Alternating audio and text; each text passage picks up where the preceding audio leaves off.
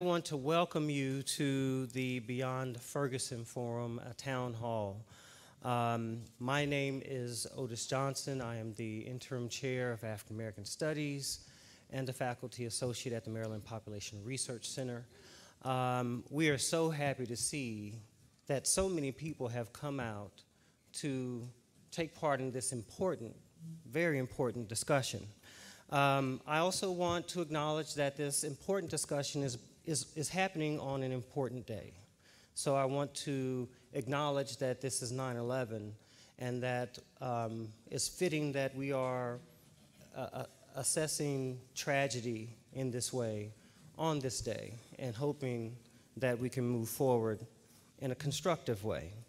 The inspiration goes beyond the killing of Michael Brown on August 9th. While the shooter, Darren Wilson, remains uncharged, but also requires us to consider the murder of Jordan Davis in the loud car music killing and the acquittal of his assailant Dunn, the Trayvon Martin killing and the acquittal of George Zimmerman, and the killing of Eric Garner, John Crawford, Dante Parker by police officers, and countless others beyond Ferguson. This is a national tragedy. And so this is not just about Michael Brown or Ferguson, but about something that is impacting us as a nation. We are also obligated to discuss the uprising, the police response, and the instigating community dynamics in Ferguson. But that also these same community dynamics are common throughout the United States. And these topics include racial attitudes, black male socialization, the militarization of the police, social justice, economic justice, racial injustice, community change and empowerment, race and representation. These are all topics that we are going to address today. I want to first thank, rather than waiting to the end of the program, but do this first, thank our co-sponsors. The Iota Upsilon chapter, Lambda chapter of Alpha Phi Alpha Fraternity, and the Iota Zeta chapter of Alpha Phi Alpha Fraternity here at UMD.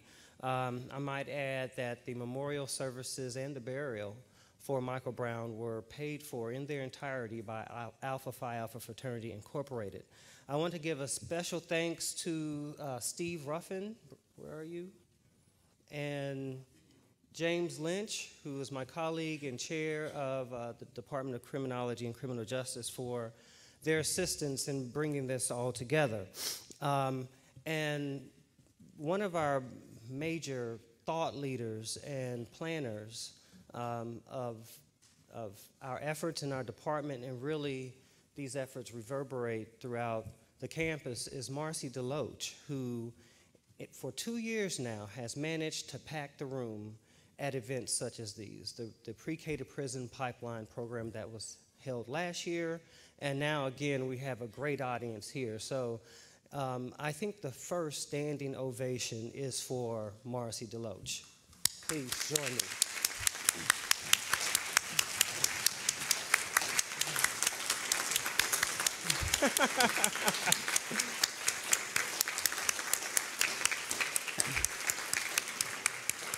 Thank you so much, Marcy.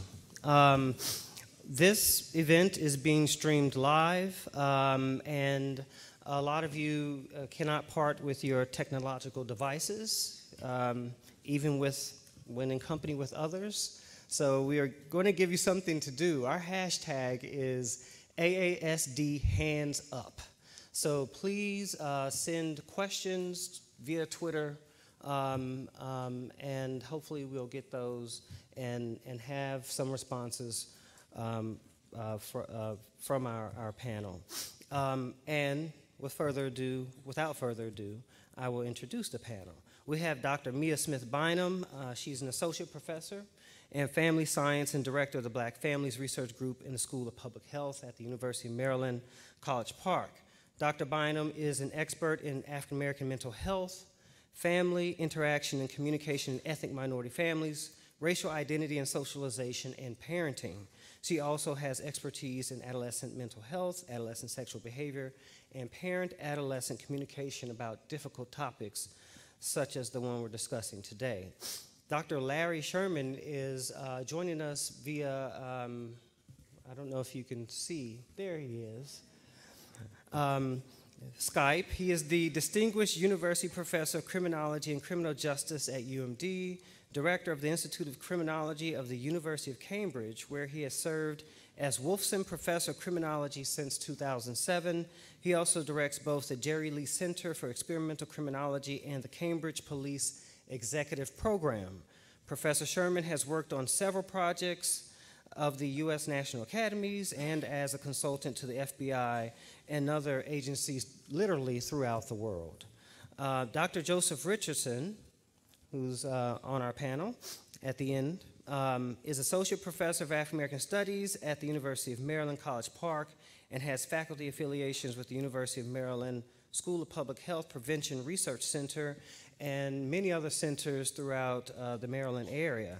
His research primarily focuses on these areas: violence and trauma among young black men, health risk behaviors among serious violent youth offenders and youth adults, and parenting strategies for low-income black male youth. He is currently principal investigator of 2 research studies which examine violent injury trauma among young black men in Baltimore City and Prince George's County. And finally, in between the two, is Dr. Robert Coolish, and I have to apologize for, I think, a typo of the last name. He is a senior research fellow at the Center for American Politics and Citizenship, as well as the director of the MLaw programs in the College of Behavioral and Social Sciences, and also research associate professor in the Department of Government and Politics. While his current research examines the criminalization and securitization of immigration control, he has written extensively about the militarization of the police and community policing strategies in U.S. cities. So please, let's welcome our panel.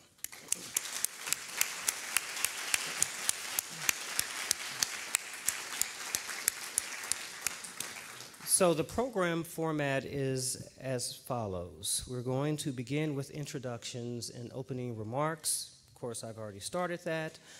Each of the panelists will be asked to prepare, or has been asked to prepare, a 4 to 5 minute statement. Some may include slides.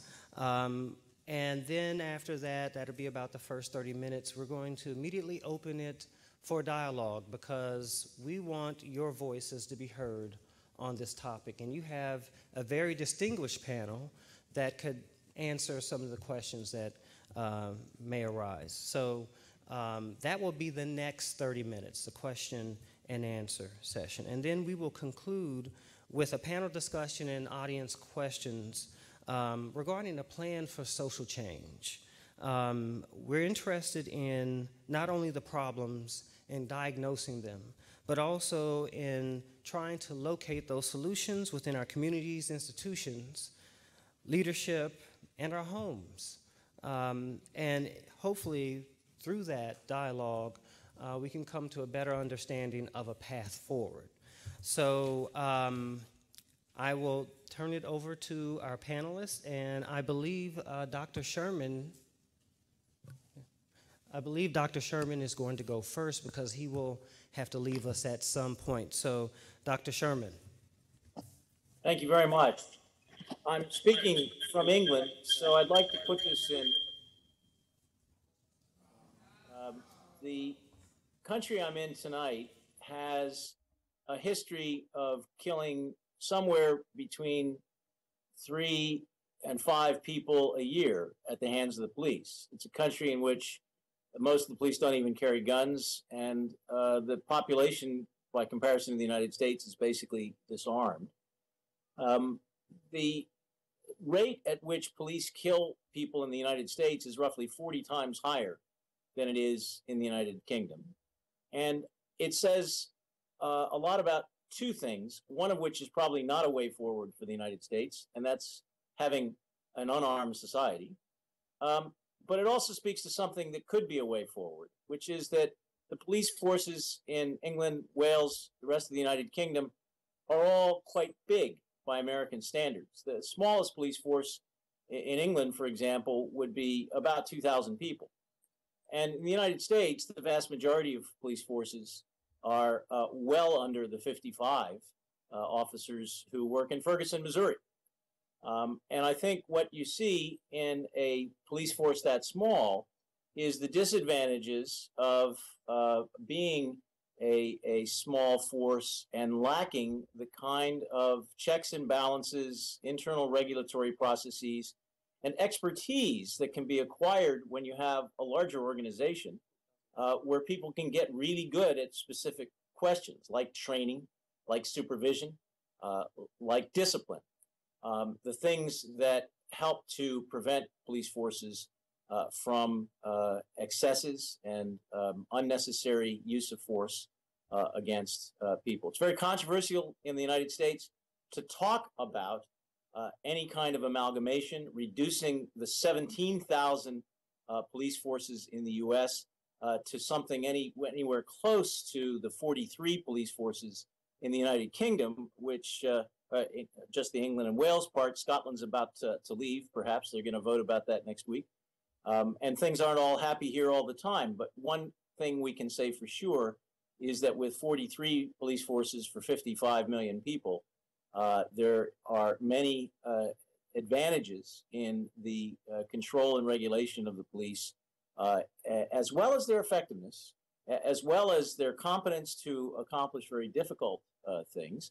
And we have to look at Ferguson in light of the international spectacle of the Attorney General of the United States, the governor of the state of Missouri, the highest law enforcement official for the state of Missouri, dealing with the St. Louis County Police, the Ferguson Police, and nobody having any control over the dynamics of a very delicate situation. It just wouldn't happen in Britain. It wouldn't happen in a context in which somebody would be in charge of making the key decisions, somebody would be held accountable for it, there would be an appropriate role for elected officials, and there would be extensive training in dealing with crowd management and facilitation of demonstrations and protests without excessive use of force, without many of the things that are being discussed now in terms of militarization of the American police.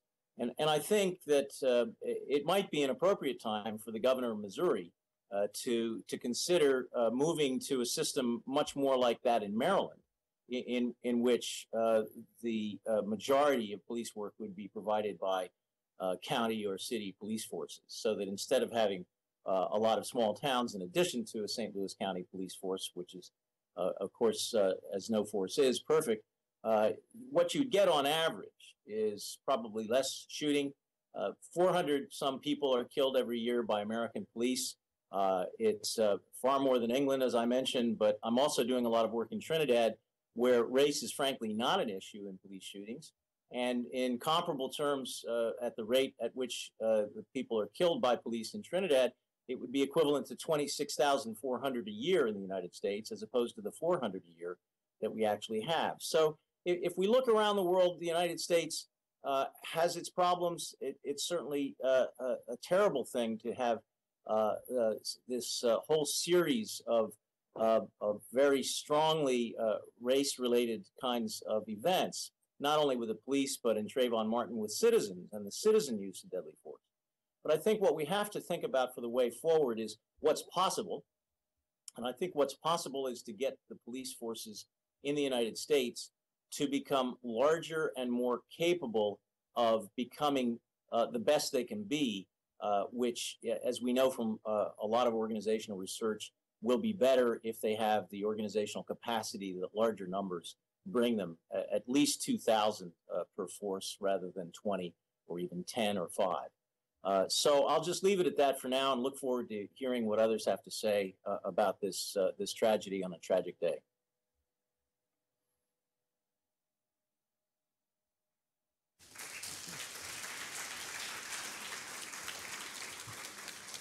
Thank you, Professor Sherman. Next, we'll have Professor Mia Smith-Bynum. Good afternoon.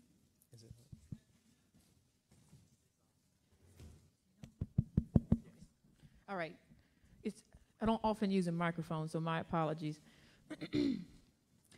Let me say that I am glad to have, to be able to participate in a forum like this, because as I watch the news on race-related events, and commentators often don't bring in scholars who spend their lives and their careers studying these issues, and so we often have a national debate that's uninformed by data. So it's in that spirit, as a researcher, as an African-American mother of a 10-year-old son, it's with that spirit and that set of identities that I prepared my remarks today. So I actually gave my remarks a title because when I'm watching the news, I want to say we are not post-racial. So the rage that we see in the images coming out of Ferguson and that we feel in our hearts, that has been going on for such a long time, that frustration. It's been happening for a long time in our country.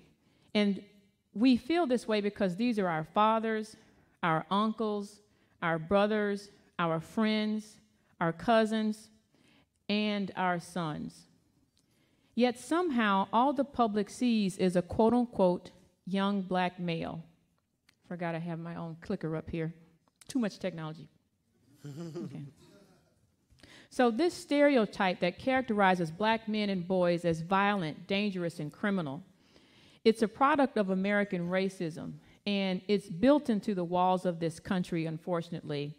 And I would argue that this stereotype is as American as apple pie. These stereotypes, they shape identity development of black boys. They constrain black boys' sense of possibility for the future, and they threaten black boys' personal safety. So I'm going to talk to you a bit about racial profiling in historic context, because though I'm a social scientist, the longer I study these issues and teach on them here at the university, I realize how little the public may know about where these ideas come from. So I'm going to provide a brief overview in that regard. So using historiographical methods, Dr. Khalil Gibran Muhammad's text, The Condemnation of Blackness, Race, Crime, and the Making of Modern America, details the systematic ways that these racial stereotypes are woven into public policy across American history. The language and imagery of African Americans as less than human can be traced back to the Constitution, which set the foundation for contemporary thinking about the value of black life.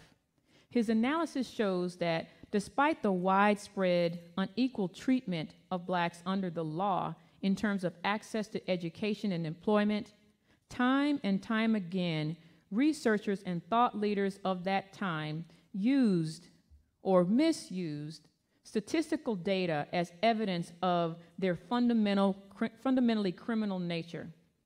Other historic policies, such as the Black Codes after the Civil War and Jim Crow, are all precursors to the modern-day stop-and-frisk policies of today.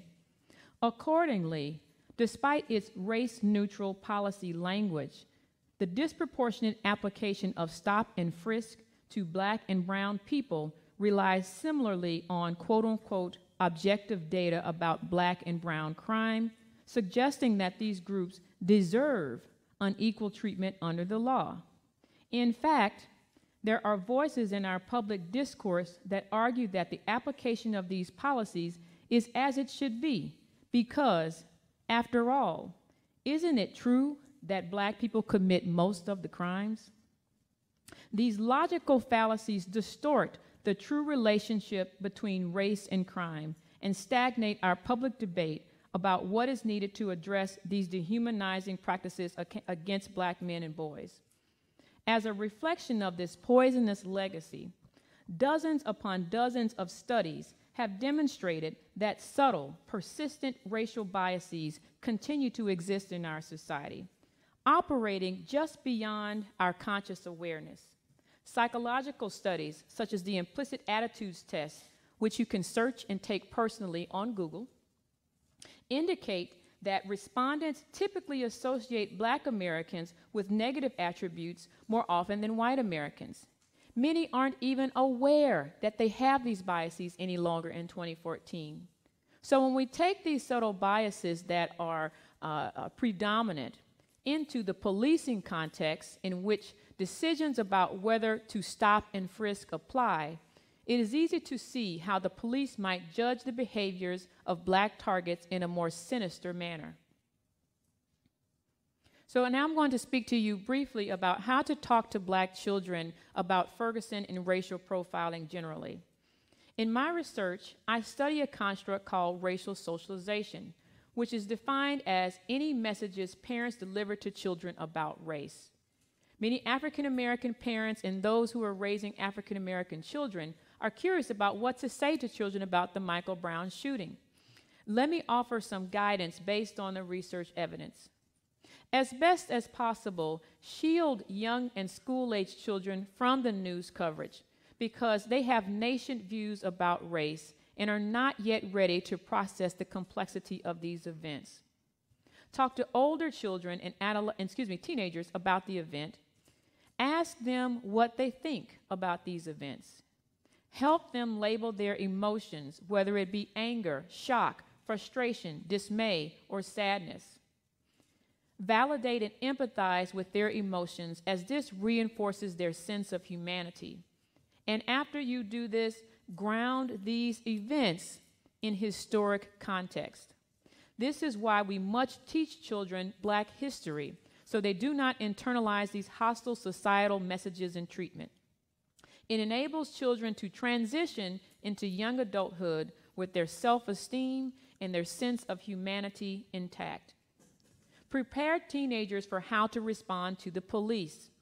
Regrettably, these are life skills that Black males need in our society, as it could, and I mean could, mean the difference between life and death. Eyewitness reports indicate that Michael Brown had his hands up, and that did not save his life. And then promote a positive Black identity. Positive Black identity means feeling good about being African American in your own skin. This is done through cultural socialization, exposing children to African American spaces, African American history. The data show that it is psychological armor against racism.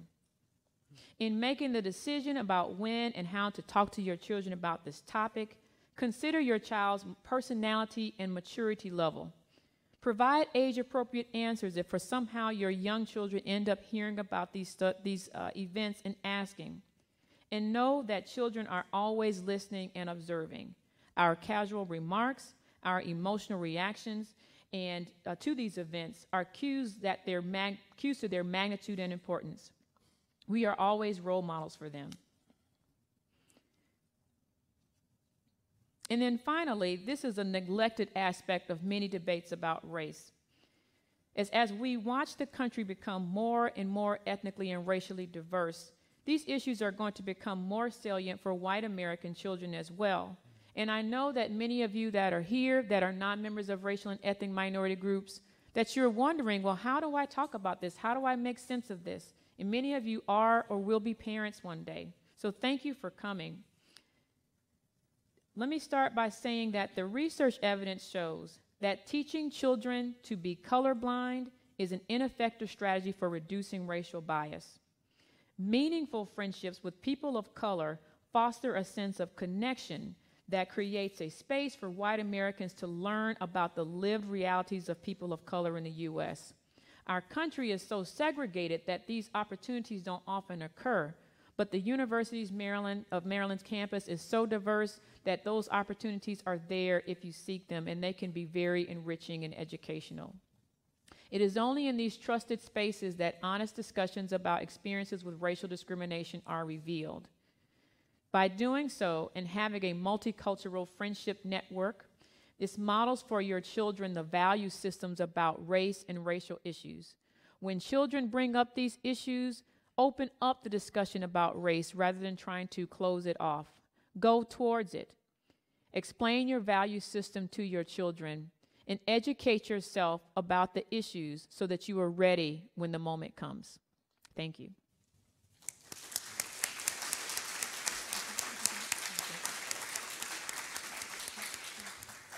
Thank you, Dr. Smith-Bynum. Dr. Coolish, or is it Dr. Richardson? Dr. Coolish? Okay. Is it? I got the mic. Hello?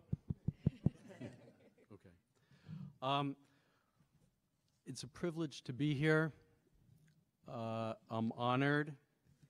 I think that this is a topic that we should be talking about not just in one organized, very well organized panel session, but I'm hopeful that the discussion is just starting. It started weeks ago. But on campus, it's starting, and it's going to continue tomorrow, and it's going to move into classrooms, and it's going to move into dorm discussions and discussions within different student organizations. It's my hope that we can use this event today as a catalyst for you, the students, to really have your voices heard and to see that you can make a difference on this policy. Very briefly, when I was a college student, this is a 30-second version of it, I worked on issues of police brutality with the ACLU while I was in college. Today we would call it an internship or service learning opportunity. I ended up spending 40 hours a week there. I became the staff person collecting data on victims of police brutality. This was in Philadelphia. I learned more during that experience than I ever learned in the classroom on any issues dealing with race, dealing with social justice. Get involved. It's exceptionally important. I'd also like to make one other very, very brief comment following up from what Dr. Johnson's introduction, making note that today is the anniversary of 9/11 or 9/11. It's a sad day. Okay? It's a tragic day. It's also a day that we need to keep in mind that started another wave, okay, of response where police officers around the country became frontline defenders in the war on terror. And as frontline defenders in the war on terror, they started to receive militarized equipment from the Department of Defense, the Department of Justice, and the Department of Homeland Security. And we'll talk about that more, hopefully, over the next few minutes. So as tragic as that day was, that day also sparked the latest wave of the militarization of police, which is an important issue for us to address today.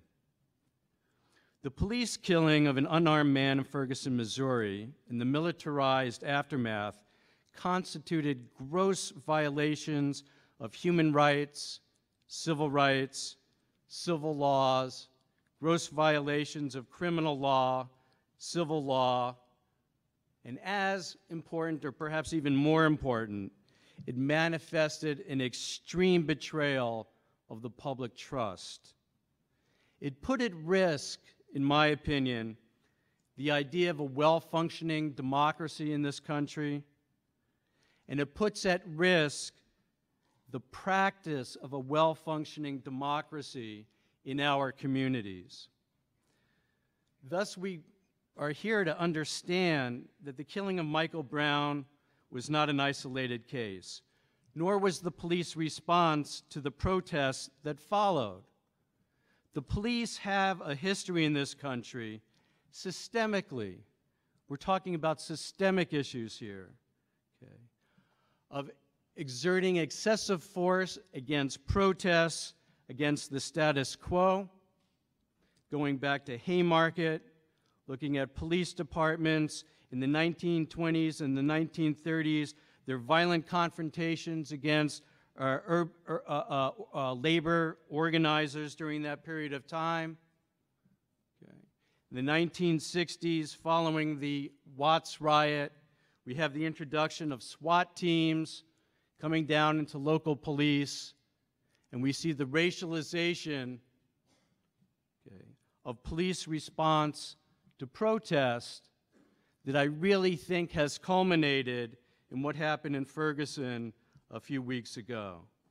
I would like to suggest that what happened in Ferguson and what's going on in communities around the country, because I believe, excuse me, that what happened in Ferguson is not an isolated event, but that the conditions are ripe around the country. And I say this as a very unfortunate reality, that the conditions are ripe around the country for Ferguson's to happen again and again and again until we all stand up and take this issue very seriously, and we force our politicians and our elected leaders to get involved and to show some leadership. How is it systematic, and how do we know that it's not just a few bad apples or one bad apple in the Ferguson Police Department? We know it because the system is easy to discern. The system goes back to the war on drugs. The system can be defined in terms of the war on terror, as I mentioned a couple minutes ago. The system involves several federal agencies around the country that are involved in programs that are distributing military equipment to state and local police around the country. It's not one bad apple. It's not a couple of bad cops. It's a system. You have the Department of Justice. You have the Department of Defense. You have the Department of Homeland Security, who are giving equipment to local police districts being administered through states. Folks, this is a system. If we want to make change, we have to make change system-wide. We have to make change with policies, and we have to show that one set of policies are connected to other sets of policies. I know my time is going to run out very, very quickly. The other important thing to note is that this is not a partisan issue. It's very, very political, but it's not partisan. When we're looking at the different programs around the country that were introduced, going back to 1988, where we have the Byrne Grant Program known as JAG, and I think Professor Richardson is going to talk more about this, through the Department of Justice. The presidents, while this was being argued and while this came into effect, were Presidents Reagan and Bush 1. In 1996 and 1997, we have the Clinton Program 1033 that we are all talking about, and that's being covered in the news. This is from a Democratic administration. Post 9/11, we have Bush #2, okay, helping to set up, and the people in his administration helping to set up the Department of Homeland Security grants programs that are sending billions of dollars worth of military equipment into local communities and local police programs under the pretense to fight terror. As an example of how unaccountable this program and the other programs are, is that you have the example in Keene, New Hampshire, where they had to go through an application process, and they applied through the Department of Homeland Security grant program to get militarized weaponry, including the Bearcat, to help ward off terrorists from its annual pumpkin festival. As they told reporters off camera, no terrorists showed up. Okay, this is part of the problem. Then we have, under President Obama, he has doubled down on a lot of these programs. Okay, the transfer of military surplus equipment to state and local police has expanded. We have state-of-the-art equipment coming right off the battlefield in Afghanistan, in Iraq, ending up in local police departments. And as what became public in yesterday's hearing, orchestrated by Senator Claire McCaskill of Missouri, 36% of the military equipment coming to local police is brand new, not even used from the theater, brand new. You know what that means? As she reminded the people that were testifying, one, it was wasteful to order it in the first place, and two, there probably will be some military need for this in the future, which means that using military contractors, the Pentagon and the federal government will end up reordering the same equipment that it brought down, okay, to local and state police. We have problems of accountability, problems of policy itself, problems of transparency, okay? And hopefully these Senate hearings, and hopefully those of us that will get involved and sign petitions and protest it and get involved and write letters to elected officials, we can help take even small steps to try to help make some difference at the level of policy. Thank you.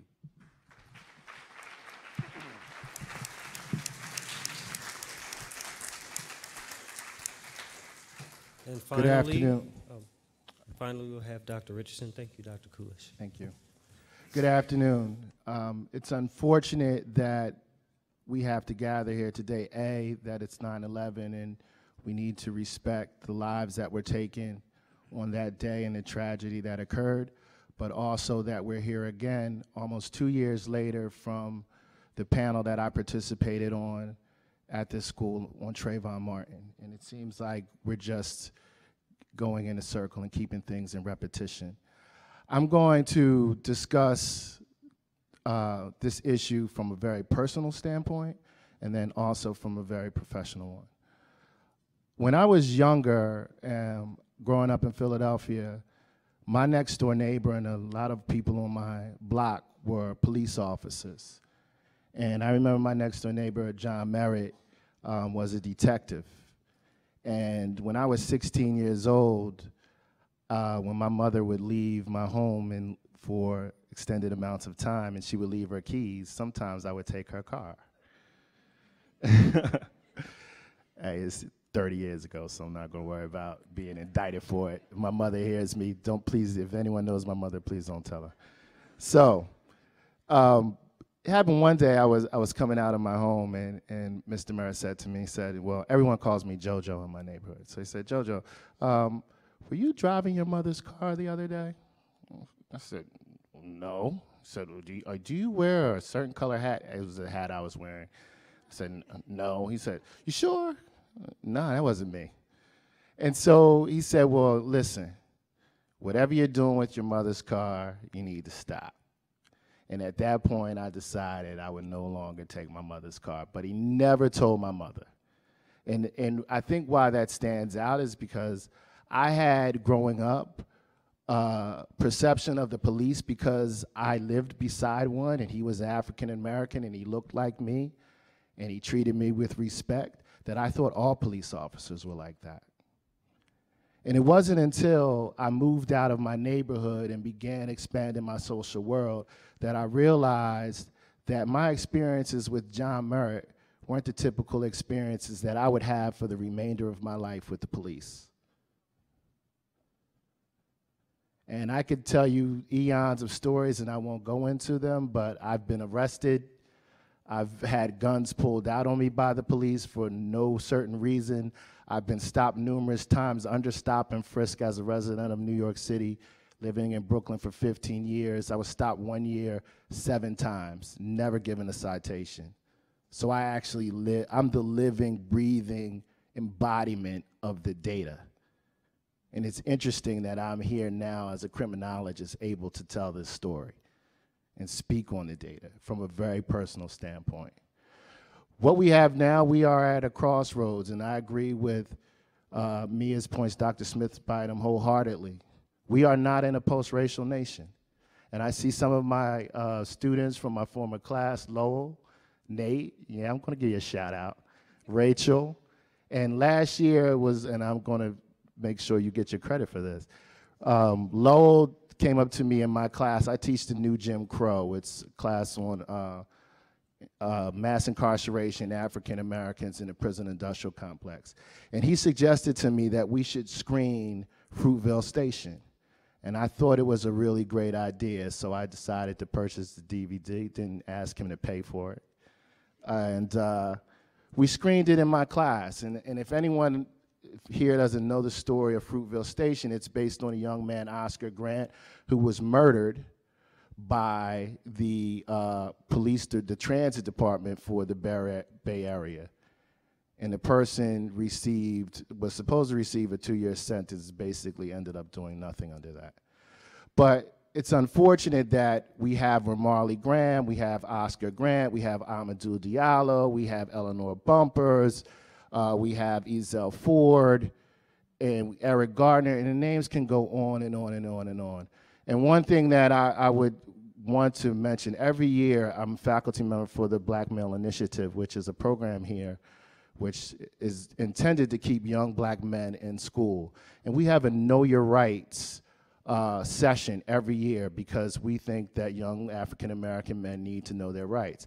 And the primary reason why is because it's not a matter of when it will happen or if it will happen, but when it will happen.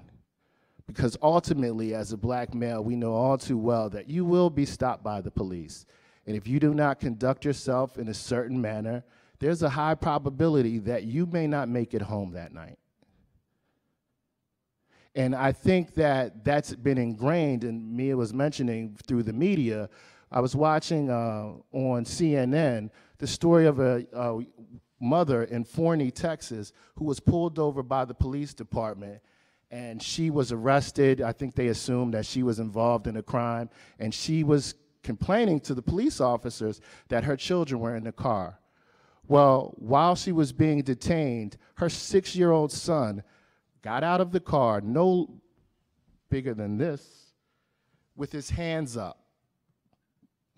And it struck me at that time, how does a 6-year-old boy, how does a 6-year-old child become socialized to step out of a car with their hands raised? What society do we have to live in where you have to teach your 6-year-old child that that's the way that you need to react when they're stopped by the police? So it begins very early on. And I just want to say, and I want to mention and piggyback on some of the statements that were mentioned regarding the National Defense Authorization Act.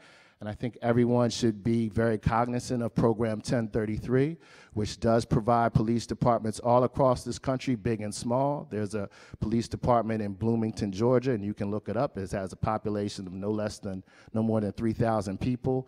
They were awarded 4 hand grenade launchers. What does a police department with 3,000 people in their town need 4 hand grenade launchers for? Explain to me that. So since 1997, with the authorization of that act, there's been almost $4.5 billion spent on providing weapons such as Humvees, night vision goggles, M16 weapons, and tanks to departments that have no more than 30,000 people that live in their towns. And you know what's interesting about that is the procurement of those weapons is not publicly accessible, so you can't get that information. The other thing is the Byrne grant, and it was raised, and we will talk about this a little bit more, but the Byrne grant started in the first Bush administration and has been reauthorized by every president since, Barack Obama included. And it's used as a means to incentivize the war on drugs by providing police departments with updated equipment, with new guns, cars, etc. So when we think about the militarization of the police, and I was always a fan, and I know plenty of people in this room are too young to remember the show SWAT, but I used to love the guy Deke. Remember the black sharpshooter? No one remembers him? Okay. Okay, at least somebody on my panel, so I'm not showing my age. But SWAT was initially created as a means to address hijacking and kidnapping, and was ultimately co-opted into the war on drugs and primarily used to execute search warrants for drugs. And we need to be aware of how complicit the US government has been in providing police departments with these high technical military equipment to execute the war on drugs on primarily bodies that are black and brown. And the lack of empathy that we have for those bodies. And I was just talking earlier to Chief Mitchell about leaving, the fact that Michael Brown was left in the street for 4 hours. That's unheard of. So we need to think about how are we going to change policing in America and the hyper-policing of African American communities. And the fact that there was a new study recently released and published in the New York Times, and you can look it up, where they surveyed 400 police departments across the country and found that the percentage points of white police officers policing communities that were not their own was 30 percentage points higher. In some, it was 60 percentage points higher, which means if you look at Ferguson, a town that has 56 police officers and only 3 are African American, that's the way that those 400 police departments look across the country. That's very problematic.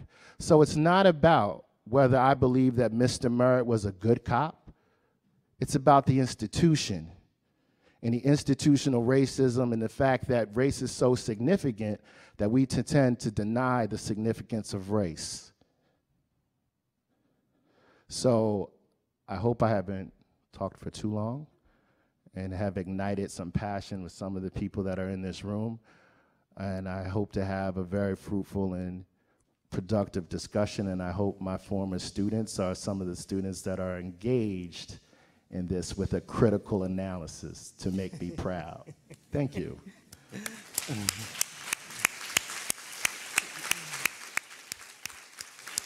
I want to thank our panelists and also ask if Professor Sherman is still online with us.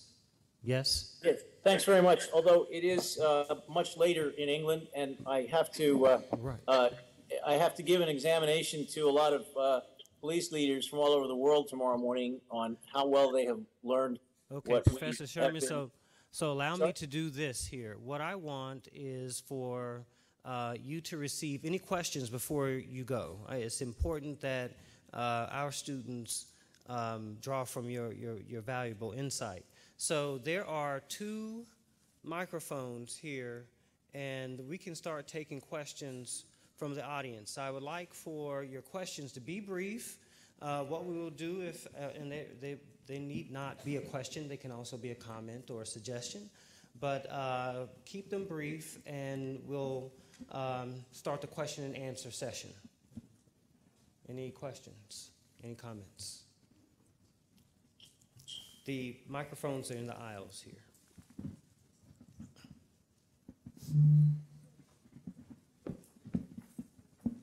So if there's a question for Professor Sherman in particular, I definitely invite you to come forward now, because he's going to be leaving us in a few minutes. Okay. Hi, I was just wondering, you said that one of the main things that you think would help is increasing the size of our police forces. Would they also be militarized and have access to a lot of militarized weapons?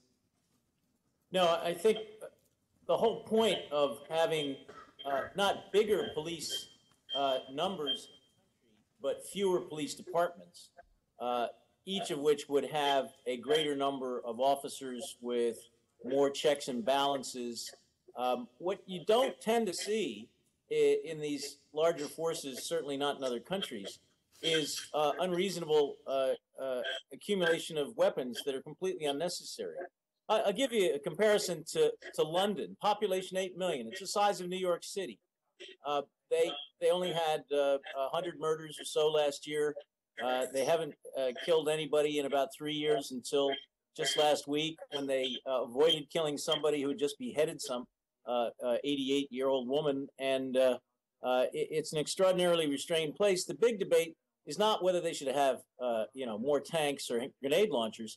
but they've never used what's called water cannon, which is just shooting water. Now, it was terribly used in the civil rights movement, but this country is so strongly opposed to unnecessary police force that there's a very strong majority against the police even having high-powered water to use against crowds and demonstrations, let alone tear gas and a lot of these other things that were used at the drop of a hat in Ferguson. That after years and years, centuries really, of protests in England, including the Gordon riots in 1781 when the army came in and shot and killed 180 people, and the country said never again. And in effect, that's why they created a civilian police. So I think what you need to work for is a set of institutions in which the core of the police profession is an ethic of using as little force as possible and of trying to build a strong sense in a community that it will work together to make safety happen. Because as the founder of the British police, Sir Robert Peel, said, the police are the people and the people are the police. And what that meant was that we're not going to be like an army that will kill its own population. We're going to have people who are living, as you heard from the wonderful story of Philadelphia, where the police are living side by side with their neighbors. And certainly in an unarmed police context, the only difference is that some people wear a uniform and others don't. And the more you can stay away from technology by using information, using research, using methods of obtaining compliance with laws, the rise of the body-worn video camera on police officers to make transparent exactly what they do in every situation and what everybody else does, which was an experiment that we ran in Rialto, California. Well, these are the kinds of technologies, not military weaponry, but the technology of evidence for courts of law and the technologies of building a strong voluntary compliance with the rule of law. That's what I am seeing right across Europe. And I don't see why we can't create that in the United States on the back of a tragedy like Ferguson, starting with the state of Missouri, where they could move towards consolidation and unification of diverse police departments to create much better institutions. Out of the ashes of this kind of tragedy, we can see a real phoenix rise with a great upgrading of American law enforcement.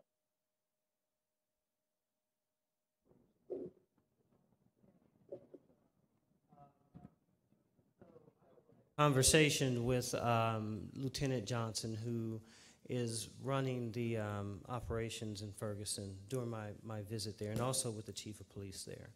And our talk was about police training and the topic of cultural sensitivity training.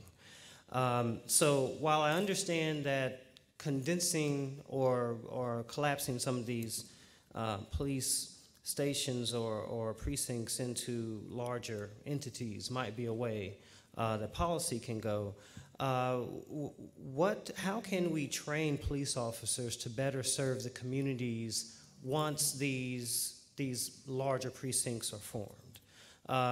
Just briefly, I'll tell you that Lieutenant Johnson suggested that, he said, without any offense to you, you can't learn this in a book. You need to be engaged with the community. And my response to him was, well, we see what happens when your police officers engage with the community. So there's an impasse there. And so how should we be equipping our police officers, irrespective of race? Race cannot be a crutch. Irrespective of race, they're supposed to be able to serve the public. So how do we get them to do that through training? Just today we were talking about the role of body-worn video in giving officers the kind of feedback that sports athletes get in watching themselves perform and getting coaching on it. So the use of body-worn video in officers studying their own performance, the way they interact with people, can supplement one of the programs we developed in the Miami area in the early 1980s, when the police killed in rapid succession in the different agencies down there. 4 different people were killed under very similar circumstances. unarmed people, unnecessary escalation of confrontation in situations as simple as walking down the middle of a street, as in Ferguson. So what the training program was, and it was done as a controlled test, was extensive role playing in provocation, in testing the emotional resilience and self-control of police officers, so that they wouldn't use what psychologists call a system one instantaneous intuitive reaction of anger, but to restrain their actions and to move thoughtfully and deliberatively, at the same time making sure of everybody's safety in a situation. And the evidence from that kind of training shows that if you put officers through these kinds of stress tests, not only in original training when they become police recruits, but on an ongoing basis, and that you now, with the body-worn video technology, you provide them with the opportunity to be reviewing their own performance. And in Rialto, when we created this opportunity, officers were looking at various incidents that they'd been involved with several times a week. They went back and studied what they were doing, just as surgeons are now looking at their own operations. I think we really do have the tools that you don't, of course you don't get it out of a book, and doctors don't learn how to do surgery out of a book. They learn by doing, but they learn by doing in a scientific context with good training, with good feedback, with statistical analysis of what works and what doesn't, and constantly talking about it in order to improve performance. That's the kind of thing that big police departments are in the position to do. It's not about stations or precincts. It's about command and leadership and having the kind of organizational scale that you see in the Montgomery County Police Department or the Prince George's County Police Department. And again, none of these places are perfect. But if you compare the performance of the larger police agencies in the United States on average to the smaller police departments, I think you will see far greater restraint and probably less of a mismatch between the demographics of the police departments and the demographics of the communities. I was in Chicago the day Martin Luther King was assassinated. We were out trying to increase voter registration so that the Black community could get rid of Mayor Daley, who was a very racist mayor, encouraging police brutality. He ordered the police to shoot thieves in the course of the riots that led to looting. And at that time, it meant killing people for stealing a toothbrush or whatever they might have been carrying. So the whole challenge of democracy and low voter turnout is clearly related to this. But if we can somehow get a stronger democracy and a stronger set of police institutions out of a tragedy like this, then it will not have been in vain. I want to thank you for joining us this evening. If you need to go, we understand. I'm going to go ahead and take the next question. But let's give Professor Sherman a round of applause for being with us. Thank you all. Thank you all very much. Thank you. And I'll have to say good night. Thank you. Bye. Go ahead. You're next. Is it on?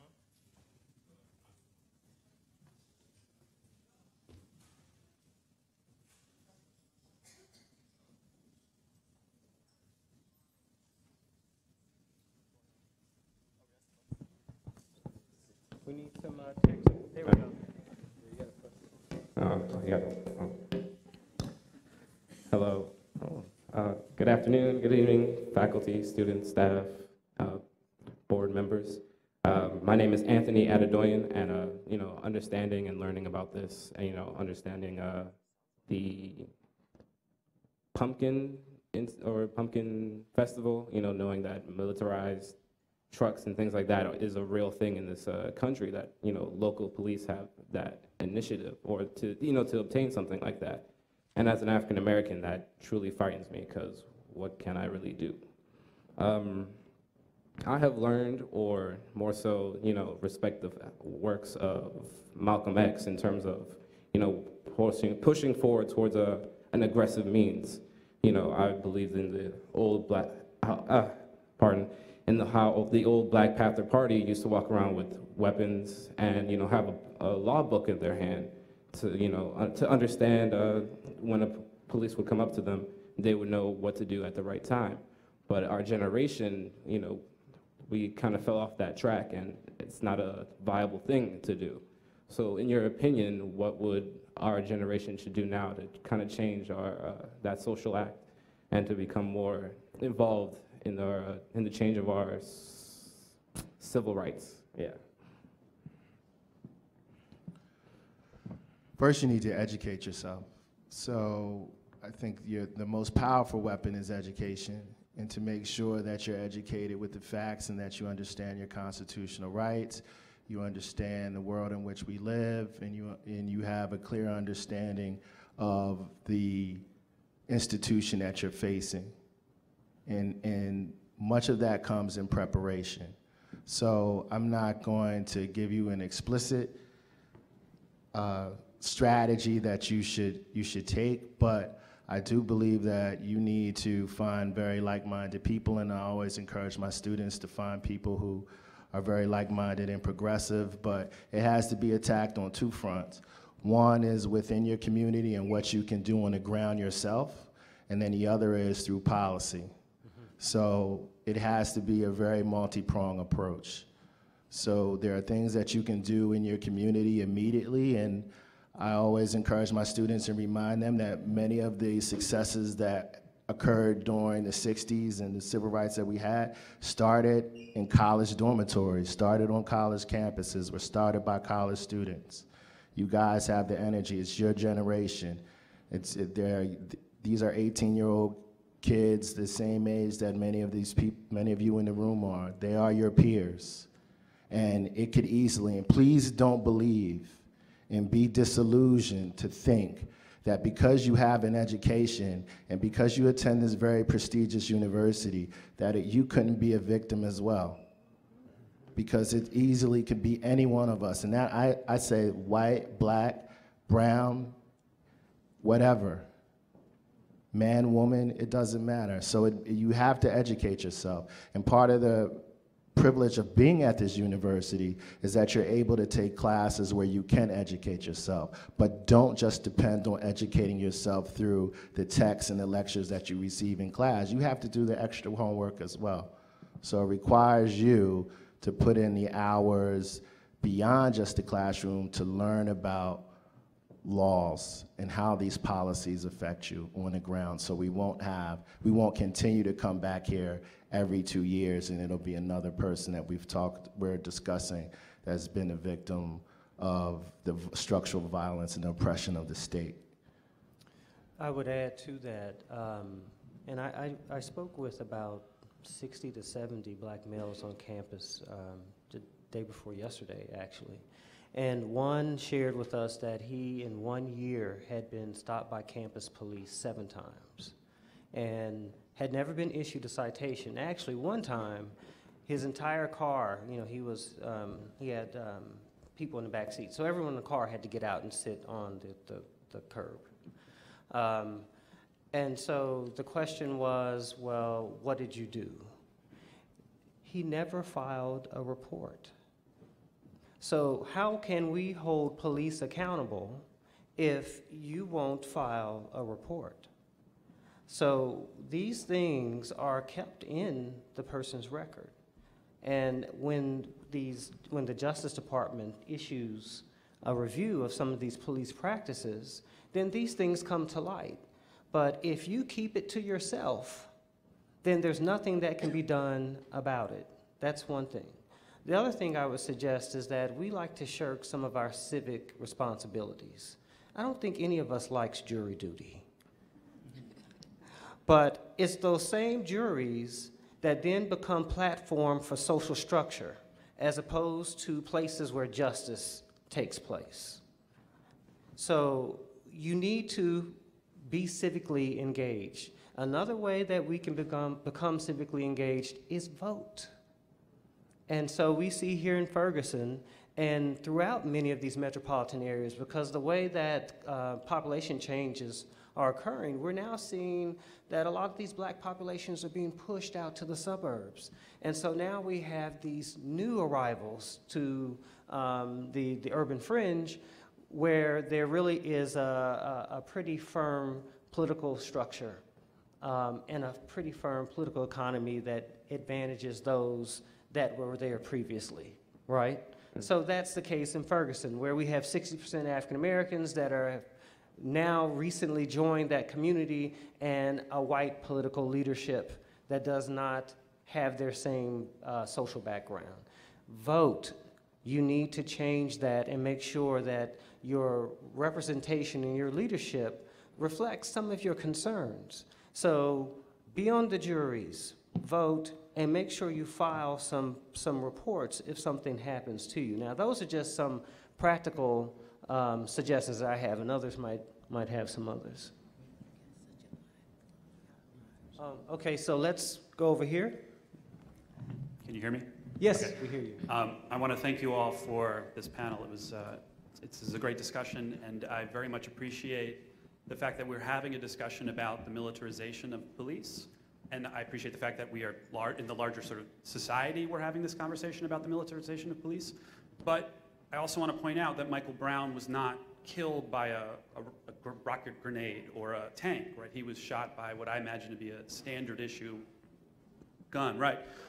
So is there something deeper is there some relationship between the kind of day-to-day policing that happens in these suburban and exurban and urban spaces beyond the militarization of policing that we can talk about, and beyond that, is there a relationship between the municipal economies of these places and their increasing reliance upon citations and things like that? Is there a relationship between those two things and the kinds of violence that's being visited upon young black men or young black people in general in the society?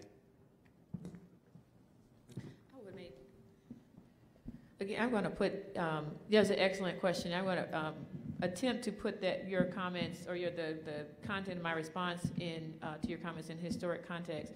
So when we think about why do we see these particular dynamics, that part of it is that the political structure in that town does not represent the people in that town, and that sets a particular dynamic. And I think what happened in Ferguson was probably going on a long time, and even when you see the response of the local police department to the extreme national attention that's being shown on that community, that it's almost like they don't get that the game has changed a little bit, that the scrutiny is calling for a higher level of accountability there. And I would go back to a part of what we're seeing is in whatever happened to trigger that incident and then the fatal shooting of Michael Brown, whatever triggered that, the response was above and beyond, it seems by all reports, what was necessary to address that incident. And so your question is like, why is that happening? I think that on some level, and not to single out this incident, people will dehumanize African American males in ways that we just don't see with any other racial gender combination in this country. And I think that the psychological evidence would show that the bias, the subtle bias on top of a stressful interaction, the capacity for fatal violence was just a Molotov cocktail, and it was put into, the context that set those events into motion was already there before those two met on the street that day. That the disproportionate representation in that community, the fact that many of the folks in that community did not have a sense of a political voice, the disenfranchisement that comes from believing that your vote is not going to matter, it set that in motion. And so the way that people are coming to the defense of the police officer, again, it plays into that dynamic that African American life, male life, is somehow less than valuable, and it's easy to justify the behavior regardless of the triggering event and the outcome. If I could just add very, very briefly, kind of piggybacking off of these comments, is that I do think that the terrain was kind of softened or made to make this situation shocking but almost not surprising. And just to add a few more numbers to this is that you have a situation of changing dynamics. The political structure hasn't changed in order to be representative of nor responsive to the changing needs and interests of the community. As has been said, you have a police department where only 3 of the officers of 53 or 56 members in the police department were African American. All of this stuff helps to breed mistrust. In addition to that, I think there was a history of microaggressions going on within Ferguson, as it goes on in many, many other areas, cities, and small towns, one of them being stop and frisk. And stop and frisk is something we could talk more about, but this is an easy way for police officers to stop young black men in Ferguson, and pretty much without cause, even though they're supposed to have reasonable suspicion to make the stop, without any cause whatsoever, they're going up and asking intrusive questions, stopping an individual on their way to work or on their way to whatever it is that they were doing, forcing them to show identification, pretty much assuming their guilt and forcing them to prove that they weren't guilty. Within Ferguson, in terms of stop and frisks, a number that I came across is that 90% of the police stops for stop and frisks in Ferguson are of African Americans, even though only 60% of the population is African American. And according to one of the documentaries that I saw in Ferguson, put out over the last 2-3 weeks, in interviews with some of the young men speaking out, and they said, "How does this make you feel?" And the response was, "They're trying to break us, to make us feel like criminals where guilt is assumed." And I think that that helps to create a context or a circumstance that led to not only the shooting, a macro aggression like that, but to the aftermath, where the community at that point was willing to say, we need to finally stand up and to make sure that that something changes here. Let's go over here, and we're going to keep mindful of the time, the length of the question and the response needs to shorten a little bit because we have long lines. Go ahead. I would like to thank all of you guys for being here, but my question is specifically for Dr. Bynum. When talking to our children, specifically black children, how can we teach them about racial discrimination, police brutality, without growing up with a certain bias or even hatred toward white people, and how can we teach them to talk and communicate with white people and not divide our country even more? That's a really excellent question, and what the research shows is a very delicate balancing act. So I would use current events as the trigger for kids who are about 8, 9, 10 years old. Kids will automatically start asking about it, and so that's the point for your opening. And only answer what they ask, that you don't have to go and say 407 years ago, slavery, like stop there. So answer what they ask, and you have to calibrate your message by saying not all this, that these behaviors are not representative of any group like in their entirety. So you have to calibrate the message very carefully. And then say you've had a rough day at work. You can't go around cursing about and carrying on about all the things and what the racial nature of it. You need to keep those in adult conversations because kids are watching. And that can be hard because it can be hard to be a person of color in some of these institutions, but knowing that very young children aren't ready for it, and even to a certain extent, adolescents, that can be, you can turn the light out for a bit, you know, in terms of the hope and the sense of potential that they may have. So it's a constant dance managed in terms of your kids' own personality and age. Thanks.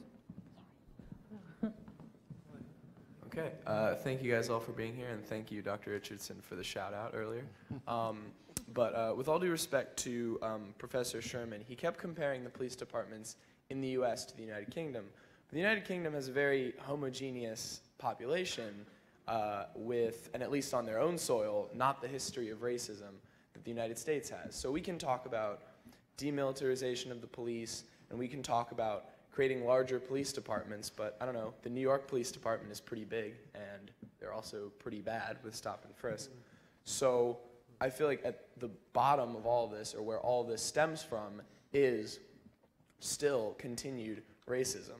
And I don't think any policy change is going to work perfectly until that is addressed. And is that something that can be addressed, or is that something that's just now such a part of American culture that we have to accept it, I guess?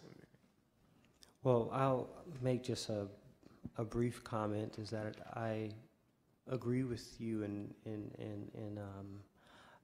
really these institutions are places where social structure happen. I mean, the same race inequalities, the same social class inequalities, and the same gender dynamics play out in these institutions that are supposed to serve us, because we populate these institutions. So no, there's no institutional change without some more fundamental change. So I agree with you wholeheartedly on that. But what we need to do is think of ways in which these institutions can be retooled and have a different capacity, even with the imperfections being present. There are things that these officers can do, and there are things that even our courtrooms can do to make these outcomes more equitable, to make sure that we preserve humanity and treat everyone, believing that right to life is really the most fundamental thing that we all seek, right? So that I would say that is one response. The second response is, I'm going to keep harping on this. The way that you change these institutions is by taking control of these institutions. So if you are not trying to be civically engaged, then we're not going to get too far in changing things. So diversifying the police will help. Diversifying the jury box will help. So, you know, those things are things that we all can do. Hi. So it's a stated fact that there is an issue with policing out of their county and out of their areas. So is there a way with expanding the police force, as I forget his name earlier, but he stated earlier, increasing the police force, does that kind of help with police in their own area, police in their areas, and police out of the area staying in their areas and keeping it separated? Or would increasing the police force kind of just blur that all together, and would it all just be one larger area? Is that kind of? I would, my comment about that would be, if we were to go with that model, that any expansion would have to include an explicit directive to include racial and ethnic diversity in any expansion, because part of what happens is when you have people who, like I said, this is a very segregated country, is that when you have people living in different social spaces and then you're asking one group to police another, Americans don't have a lot of great education about how bad the policies were around race in this country. And so the assumptions that people bring into that police space never really get tested unless they are tested and changed by colleagues. And so that's how you change belief systems, when people begin to have real, true, intimate connections with coworkers, colleagues. So any expansion would need to include explicit attention to those issues. But it would be such a different model in the United States. The United States is a much larger country than Britain, that it would take a massive political movement, I think, to institute that kind of change. And just one follow-up on that, and just to underscore what Professor Smith-Bynum just said. While I was in Ferguson, one of the outreach efforts that was taking place right there, I mean, literally on the same street in which Michael Brown was shot, was a fingerprinting initiative. And the police felt that it was a community service, and they were, you know, as you walk past on the sidewalk, they were inviting you to bring your children in to get fingerprinted. And this was their outreach effort. This was last weekend. So, again, there's some cultural disconnect that's happening here. I mean, a lot of people who, whatever your background may be, even myself, I really would not prefer to be fingerprinted. I didn't, so I asked him, and of course there was this blank stare. So somehow we're going to have to get past these cultural disconnects, because here in the wake of a shooting, they believe that they're providing a service to the community by offering to fingerprint their children, and they didn't get it. Hello. Sorry, over here. Oh, hi. Thanks again, everybody. This has been great. I wanted to start off by saying that I had a very similar experience growing up to Dr. Richardson, in that I lived near a police officer who was a good friend of my family, and that's where our similarities stop. I worked with foster children in the city in the district for 3.5 years, and saw a very different side of the way things operate, and that's why I was a little bit confused by, I guess, Dr. Sherman when he was talking about needing to centralize police efforts, because it seems as though police officers around the country seem to be working along the same page when it comes to criminalizing people of color and giving white people like myself the pass. Like, I've been pulled over maybe once or twice, and I know I have friends who have experienced a lot of a very different situation. So, you know, thinking about the United States and how specifically Black Americans live, you know, are hyper-segregated, and some of the most hyper-segregated people in the world. You have like areas of DC that are exclusively Black, where stop and frisk happens constantly. I had clients who were stopped on the DC side, would walk across the border, and then were stopped on the Maryland side in the same day, on the same outing. So it feels, you know, in my job it felt very hopeless working with my clients, because I would go and visit them in their communities, and then I would go and visit them in jail. So I guess, is there a way to really address the idea of racial profiling, stop and frisk, and that kind of thing, without addressing segregation, how segregated, especially urban areas are?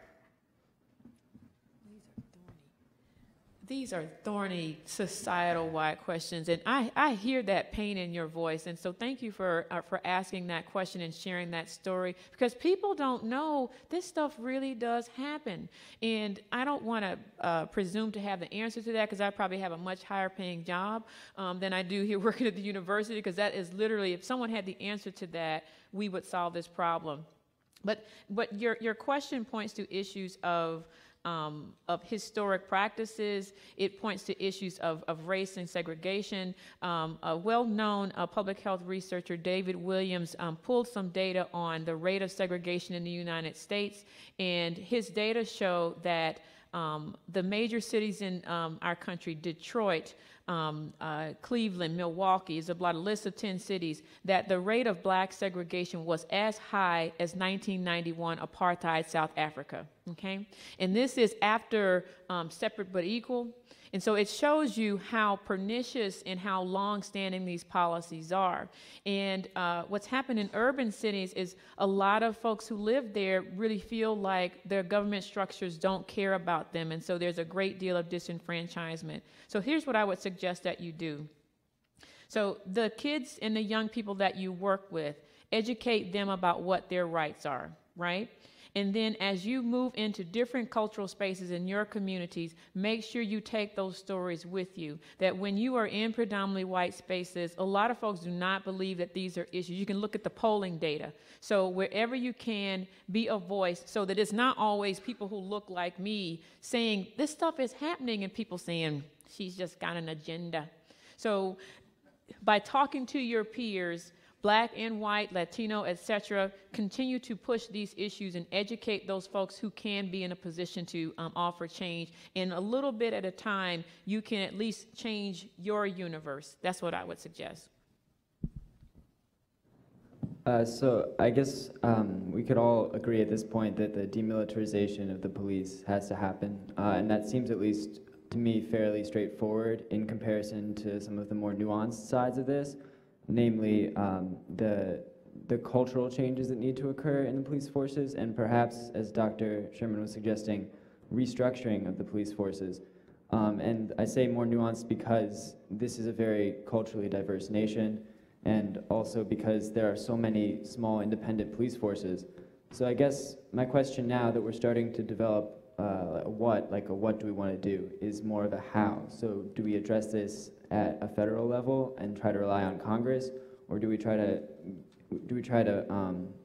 create a culture where independent police departments will take this on their own and try to effect change independently? The first thing I think that should be done is, we don't really have enough accurate and reliable data regarding police homicide. So if you look at the data collected by the FBI and you compare it on police homicides and you compare it to data collected by the state or other sources, the data is widely unreliable, and there's a lot of variance between what the FBI considers to be a police homicide and what a police department would consider. So I think the very first thing we need to do is have some very concrete evidence of what's actually going on. And right now, we don't really have a handle on it. I mean, we have, I'll give you a perfect example. You have lobbying groups like the NRA, who for so long have had their grips on the federal government that we've been unable to even have research on firearms. And I don't think many people in this room know that, but the lobbying groups that have the most power to control policy in this country often control the grant money that's tied to it and how we manage to collect data on these issues. We can't get around that.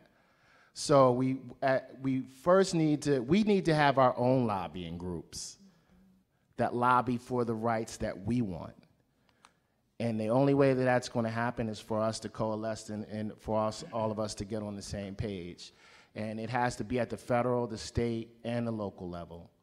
So all of those things have to come together. And then there has to be a grassroots movement where people come together, and it has to be sustainable. Because so many times I see students come out and we have these talks, and then there'll be a lot of passion and energy behind it, and in a matter of a month it'll dissipate. So we need to have some structures in place to make these kinds of arguments sustainable, and how we're going to advocate for policy and what kinds of structures we're going to create to move that forward. I just want to say shout out to Kendall too. I didn't forget you, brother. Thank you. Great. I would just add, actually, a couple of very pragmatic things, is that if anybody's interested in getting involved right now, over the next several days, weeks, on the issue of what to do about the militarization. It's a federal question. Focus your attention on the federal government, not on states and local governments. Write letters to Senator Claire McCaskill in the Senate, with the Senate Homeland Security and Government Affairs Committee. Tell her that you support reasonable limitations on the acquisition of military equipment for local law enforcement. Tell her you support her position for the reasonable limitations on the use, so placing restrictions and regulations on the use of militarized equipment by local and state governments. And tell her that you support her efforts in her bill to provide oversight and accountability, and going with what Dr. Richardson just said, for more standardized data collection dealing with these issues. These are some of the first steps that we could take to make the process a little more accountable and transparent. Okay, at this point, the lines are closed. We're gonna, if you're in line, fine, but we have 15 minutes, and we're going to try to make it through both lines. So if the panel is with me on this, okay?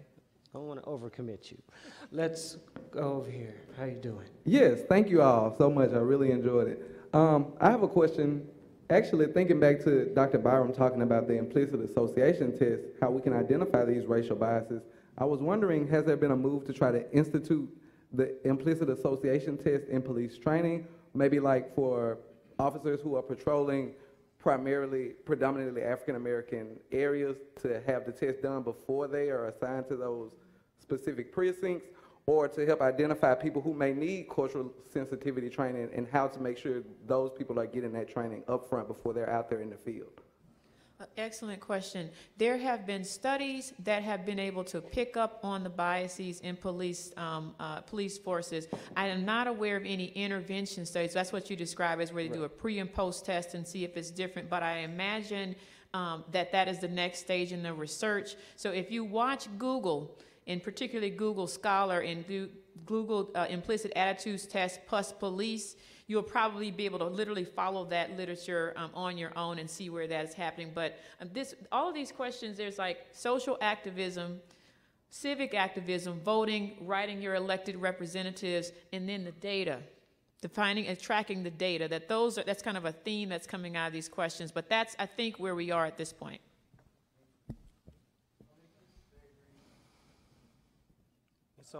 Okay. My friend, I wanted to share the same frustration and I guess astonishment that Dr. Richardson shared about the story in Texas. My friend who was in St. Louis, I don't know where she works somewhere, but there have been some break-ins in cars in the parking lot, and a 7-year-old black girl came in, I guess whose mother's car had been broken into, and she asked if she could hide behind the desk and stay with her for I don't know how long, not because there was someone breaking into cars out there, but because the police were coming. And it just, I don't know, it kind of was just deflating that this 7-year-old who's in 1st or 2nd grade, has this fear. And it's so ingrained in society. And I just have kind of been thinking about, how can we instill trust back into society in 7-year-olds? It just doesn't make sense to me. Well, I mean, what you're saying is true. I mean, people are experiencing it just as you said your friend in St. Louis was. What we see here, and if I could define it, perhaps then we can plan to overcome it. But what we're seeing here is really the social reproduction of these inequalities, and coupled with a self-fulfilling prophecy. So these individuals go into our schools, and they're treated in a different way with lower expectations. They go out into the job market, they're not given the same opportunities for jobs. I mean, even sometimes these opportunities vary when the resumes are the same, but their names happen to be Keisha, Darnell, or Jamal. And Meredith, Brad, and Philip are granted interviews. So then we see diminished returns for those individuals, and eventually it's a self-fulfilling prophecy. We actually create what we believe these individuals to be. And then they have children, and the process repeats itself. You're asking, how do we stop the social reproduction?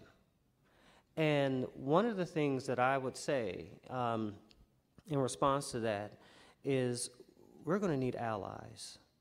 This can't be about a bunch of African Americans in Ferguson protesting alone.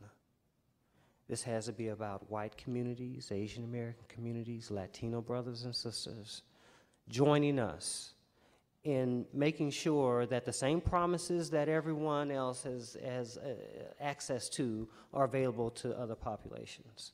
And I hate to give you the abstract answer, but it really is that is what is required, that we must coalition build, enlist our allies, they're out there, and make sure that we move toward a type of social justice for everyone.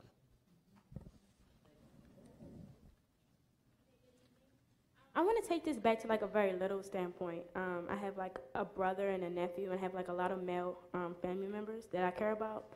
And like when they're put in a position such as Michael Brown, when he has his hands up, and Trayvon Martin, where he's walking with Skittles in Arizona, like what are their rights in that sense? Like if my nephew were to be Michael Brown, what could he have done differently so that the situation would have changed? I think that's the million-dollar question that we're dealing with right now, is that parents have done everything that they could possibly do to teach their kids what to do in those circumstances and situations that happen. And why we're here is because it's not really about them. And I think that plays into almost blaming the victim, that there's something that they could have done much better. But the problem is that they were criminalized from the very beginning, from their gender to their skin color. So it's really not about blaming the victim and what they could have done better, because I don't think there are any real explanations for how they could have changed that. I mean, me driving in my car and paying attention to the speed limit and all the rules of the road doesn't prohibit me from being stopped by the police, even if I am obeying all of those laws. And that's where we find ourselves with today with Michael Brown and Eric Garner and the hundreds of other young black men that have been murdered at the hands of the police. The problem is that how can we change the policing? Gotcha. Thank you. I also want to suggest that we need to stop with the distinction between the undeserving and the deserving individuals. I've told people often that, you know, criminals deserve justice as well. And Michael Brown, even had he done something wrong, if he was found guilty, he deserved to be in jail, not in a morgue. There's a difference. Gotcha. So we're talking about disproportionate responses. And to me, that gets at really some fundamental differences about humanity and what we were really seeking here. Hey everybody, I guess I wanted to talk about maybe a critical analysis that I had and to challenge everyone in the room to think about this in ways that connect some of the small issues we've been talking about to an even bigger picture that hasn't been mentioned. So for example, you know, it's definitely my personal belief and experience from looking at history that, especially in the context of America and in these situations, racism has a lot to do with all of the violence at the hands of police officers. And that, you know, thinking about changing society in those terms and also thinking about restructuring how the police system and oversight is important, and perhaps training and things like that. But we've talked about the militarization of police, right? I'd say there's something even bigger than that, which is militarization in general and big business. So I believe Dr. Robert Coolidge, am I saying your name correctly? Thank you. Yes, Dr. Robert mentioned earlier that the equipment being given to police officers in many departments around the country is at this point first-hand equipment. And that's a very important distinction, because you can think, for example, when new technology, when new weapons are first being used, what kind of situation are they being used in? That situation becomes a testing ground. So the issue sometimes, of course, involves all these other things we're talking about, like race, which is a huge part of it. But oftentimes, this kind of situation is repeated on a much larger scale with other groups and other identities in a worldwide context by our own government. And so that's part of my concern, is that not just the militarization of the police, but literally our communities becoming testing grounds for new technology and new weapons, and realizing that even in spite of racism, if we're not looking at the bigger picture, such as militarization and big business, we need to understand that where there is a reason to sell and produce weapons and new technology, especially for crowd control or things of that nature, there's going to be a reason found to test those or use those in certain populations. So I just wanted to offer that insight in terms of a challenge to how we think about policing, period, how we think about police forces, how we think about our own military, and the role historically that the police have served in controlling African American communities right from the beginning, from slavery until modern day times. Just as we often talk about in Professor Richardson's class, the relationship between mass incarceration and private business. And, you know, I'd welcome any response you guys have. That was excellent. That's my student. Just want you to know that. This guy's a student too. I'm gonna make this very brief, but I want to tie that into what you just said, Nate.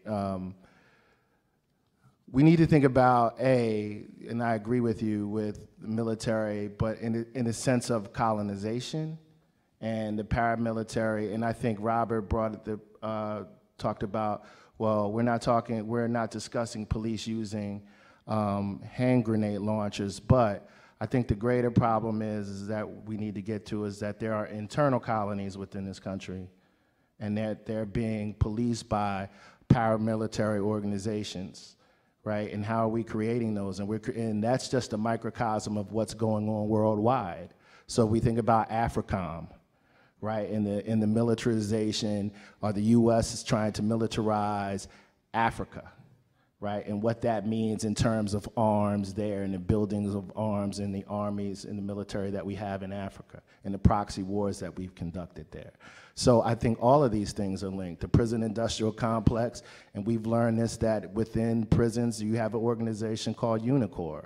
There are prisoners that actually create all of the military equipment that we see worn by the military and sometimes the police. So I think it goes 360 degrees. That same person that's locked inside a federal prison, that's a black male, is also making Kevlar jackets that are being used by the police in our streets and over in Iraq and Afghanistan. But we need to make the connection and be able to connect the dots between all of those things. So I appreciate your comment. Yes. I would just add very briefly, thank you for the comment. I think it's a really terrific comment that we can probably talk about for hours.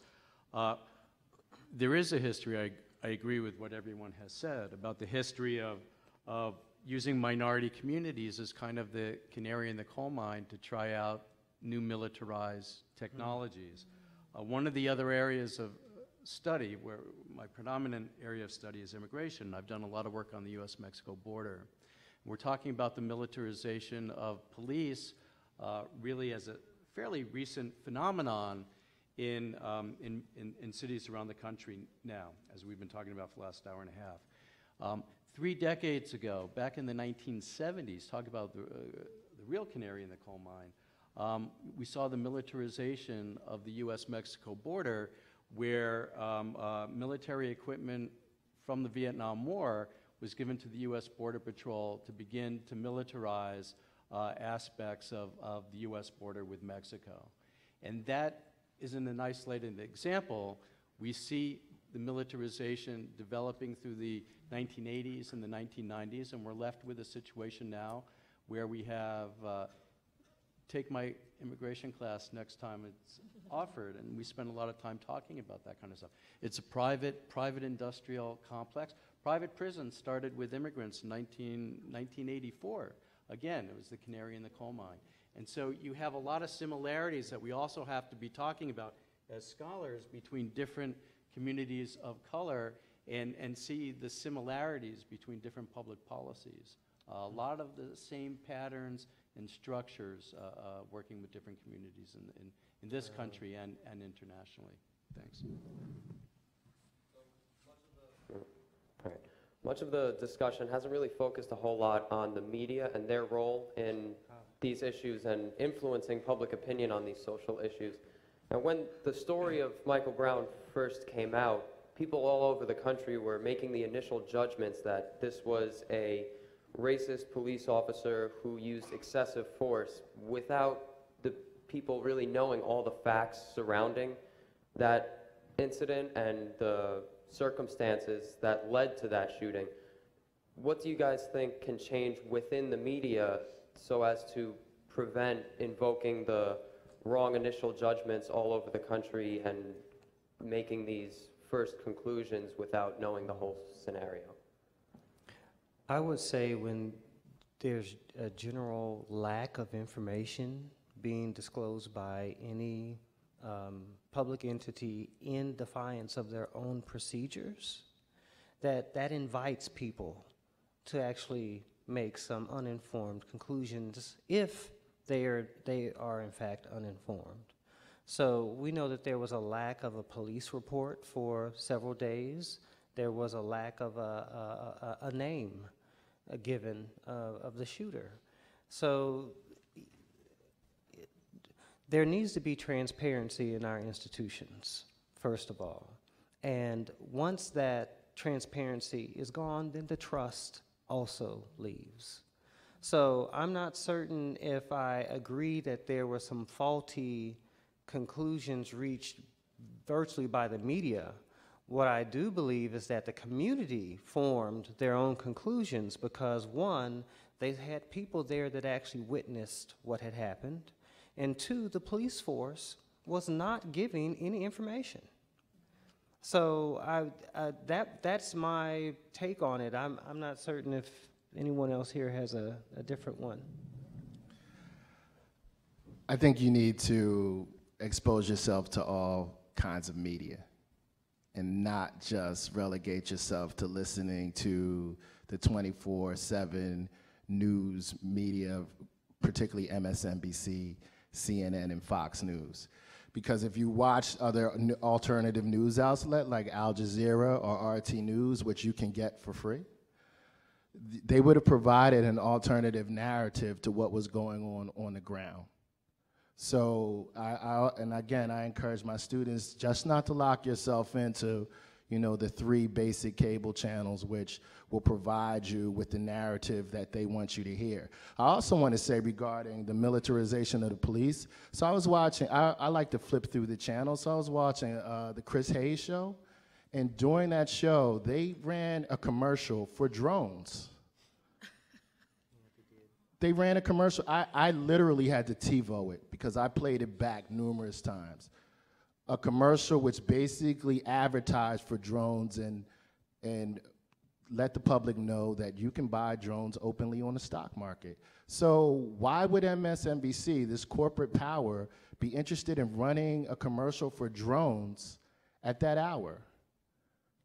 And I'm not going to sit here and be a conspiracy theorist, but that seems pretty odd to me, that you could have a company advertising for drones and the militarization of the police, and then they're on the ground reporting, but actually still supporting organization that is involved in basically surveillance, right, and purchasing their products.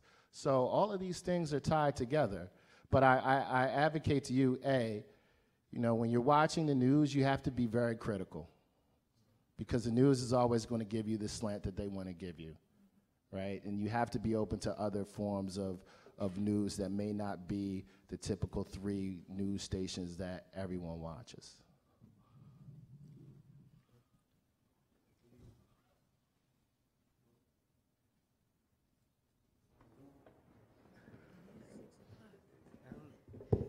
Oh, yeah, there it is.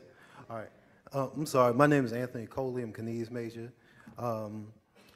As my beloved pastor says, I'm going to say what I got to say, hit it and quit it.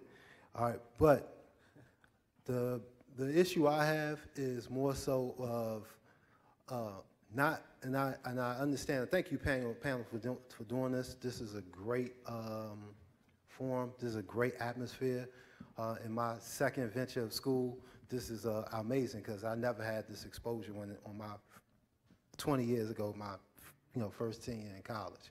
But what lies in the beauty of this lies in the destruction of what I want to address, which is we're talking about basically, and I'm glad and it's amazing that we're talking about. I'm sorry, I talk with my hands.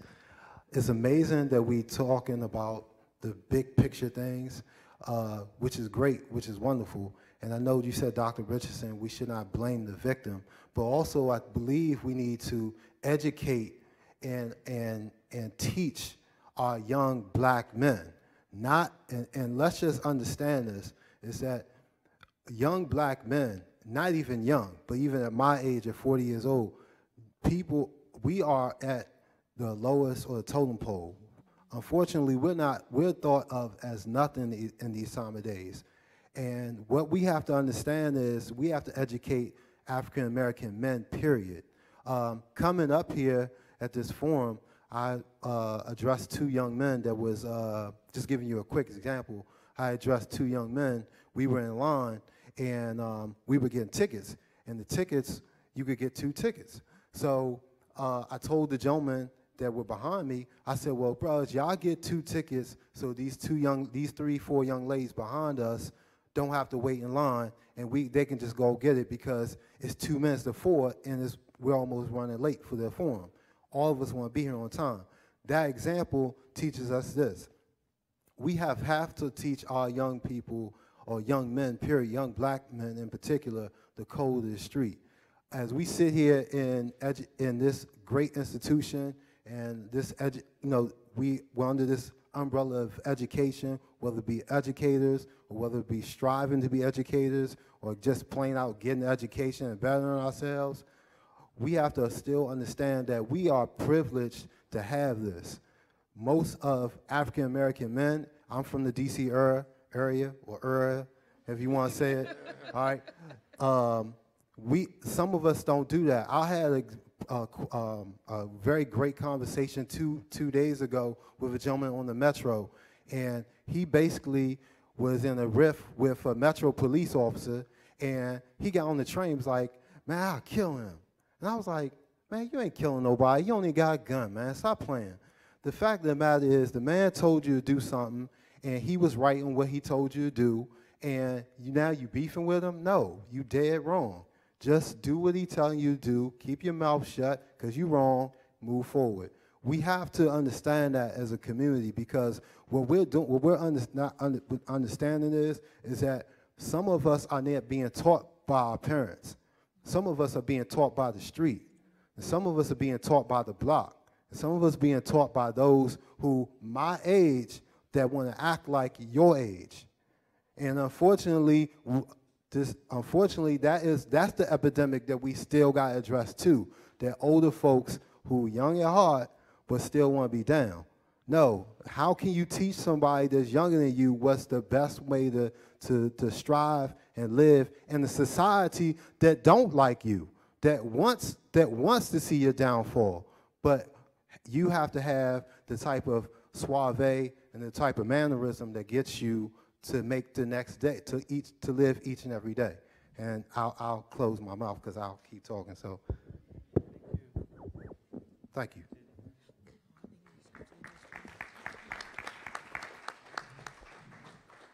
Hello, I'm Sade. I'm a sophomore here, and I want to thank you again for speaking at this panel. In my younger years, I definitely used to think about racism, like if we don't talk about it, it's not happening, so let's not bring it up, until I kind of realized, and as I got older, a lot of microaggressions and an analogy that, if you have a cut and you don't address it, it's going to keep bleeding. So we need to address these things. But how do you make race more of an everyday conversation, even though it permeates every single thing that we do? And I think that in a lot of our everyday interactions, we kind of pretend like it's not there, even though we see it and we feel it happening.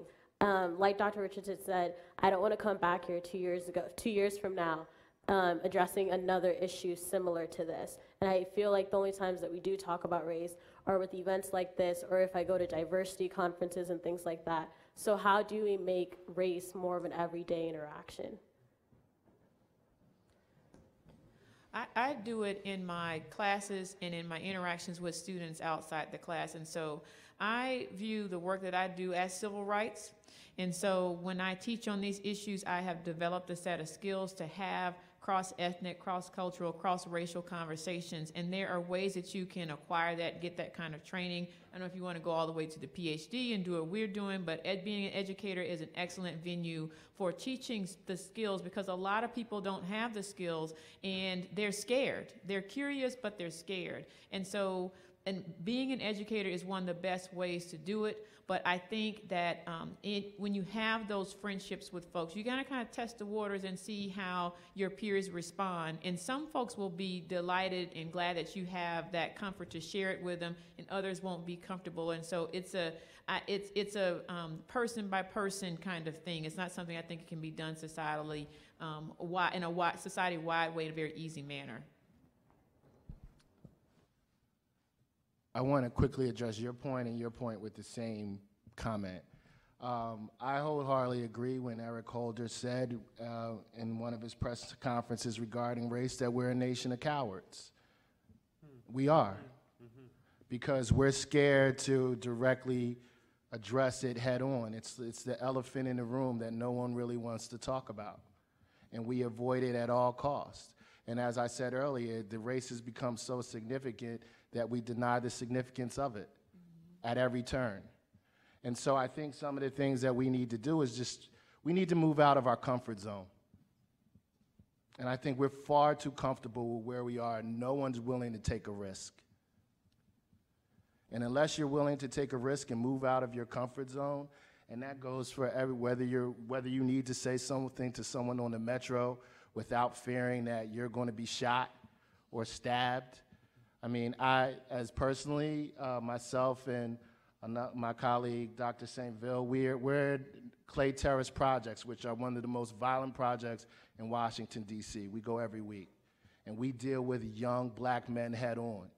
And I'm going to be quite frank with you. We have a group of 10 to 12 young men, anywhere between 16 and 21, who told us straight up, look, you could tell us whatever you want to. We think that we're destined to either be in jail or die, and we've accepted it. But you know what? I don't believe that at all. I believe that message becomes pervasive because the structure has created a culture of hopelessness. And we need to, and again, move out of our comfort zone. For those of us as scholars that know the information, it's our responsibility not to just have a forum like this with you, but we need to not only confine our data to the classroom and to intellectual spaces, but also be in the public, making sure that the public and the people from the communities where we come from are aware of these things. But also that the wider society is aware of it too. And we have to be we can't be afraid of speaking truth to power. And right now, be based on the militarization of the police, we've become afraid to dissent. It's almost become un-American to be a dissenter.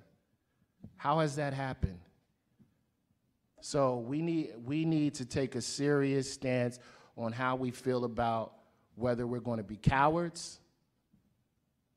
And I don't think we got here with people being lynched and burned and hosed and every other thing that could possibly happen to us by being cowards. So we need to step up.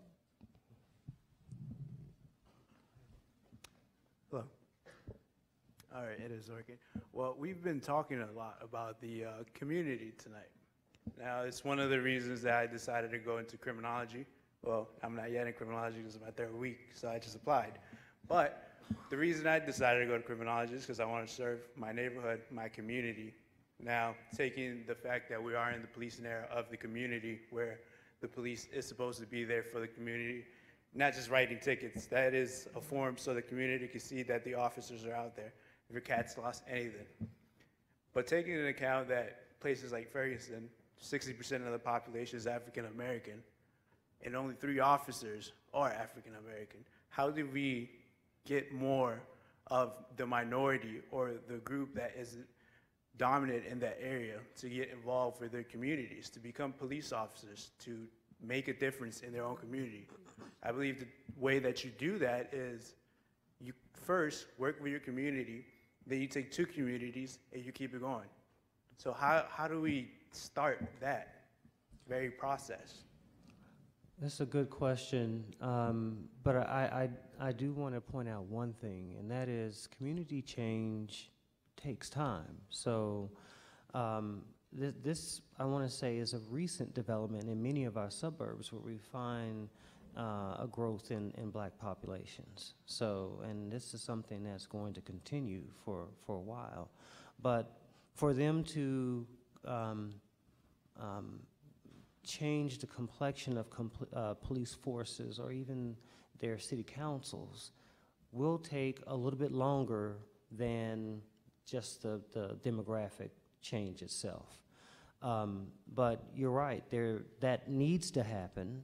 I don't think that I don't think a good excuse is that we just can't find them or there are not enough qualified people of color for these positions. There needs to be a recruiting effort, and to make sure that this is a priority, that if you sit back and wait for them to come to you, then of course they may not come. So then you go where they are, you recruit them, and you have affirmative diversity efforts. And that's what some police forces are failing to do. If there's a lack of representation, it's probably because you're sitting back waiting for an applicant. So there are things that we can do to diversify, but just know that there will be a lag. And unfortunately, the cultural tension comes during that lag, where we now have a new population that is not well represented within that particular community.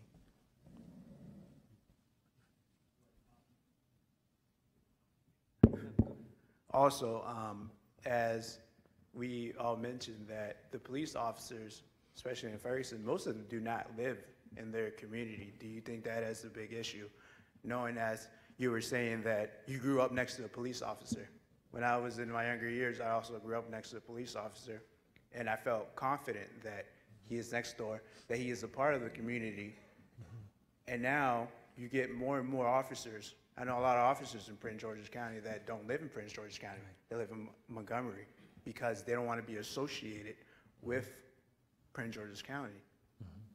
There used to be residential requirements for certain public service positions, teachers, people who were in offices, elected offices often. Well, that's today. They still must live in their areas. So that's not uncommon, and I think we do need to return to that. I know that's common practice in some places, but it's not required everywhere. Thank you. Hi, my name is Jake Shapiro. I'm a freshman here at Maryland. I know we are way over our time, so I'm going to say this rhetorically. And I'd like to relate to us being in a comfort zone. We as Americans are very proud. We are patriotic, especially on a day like today. We're comfortable with our institutions and we're comfortable with our government. I was lucky enough a year ago from this summer to attend the 50th anniversary of the March on Washington, and to see President Barack Obama stand up in the same place as Martin Luther King and speak and be the President of the United States. President Obama was elected by the people of the United States, and that is progress.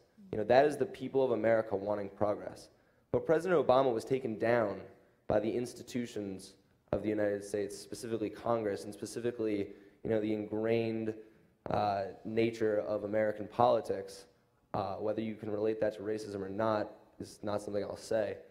Our democracy is the longest running democracy in history. You know, we're getting to a point where this is untested waters. And like you were saying, us being very comfortable, you know, in the 60s, they had the rebellion, they had the counterculture, and after those people sold out, you know, after they put on the suits, America kind of deflated. We kind of lost some of that rebellious nature.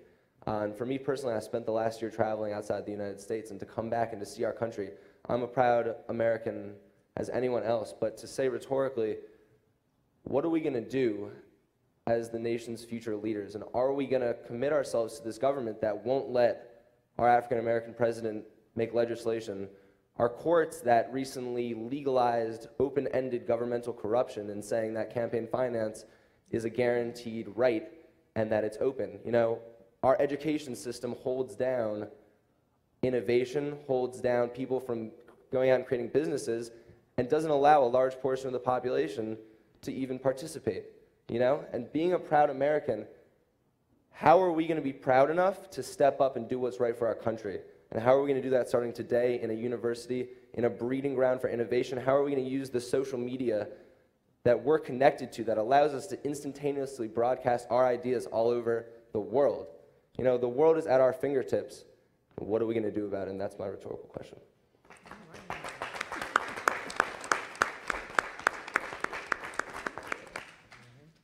I just had a quick comment and question. One, thank you all for being here.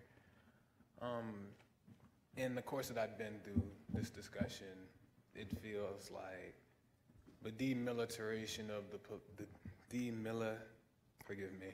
militarization of the police is really not important to the subject of Ferguson. And to my very limited knowledge, the boy wasn't, I think an earlier guy had said this, wasn't killed by a standard new issue militarized weapon. And I believe more of us have been killed by police before the new militarization of weapons than after. So it seems to me like that doesn't really seem like a priority. What a priority seems to stand is the way we view the police and the way the police view us. And I guess that goes into my question, how, as a community, do we help the police, or rather, how do we promote a better image of a black male to the police? Because me living in Prince George's County, I think it's a predominantly black county, my biggest threat as far as the police are concerned isn't a white guy with a submachine gun and a Kevlar vest.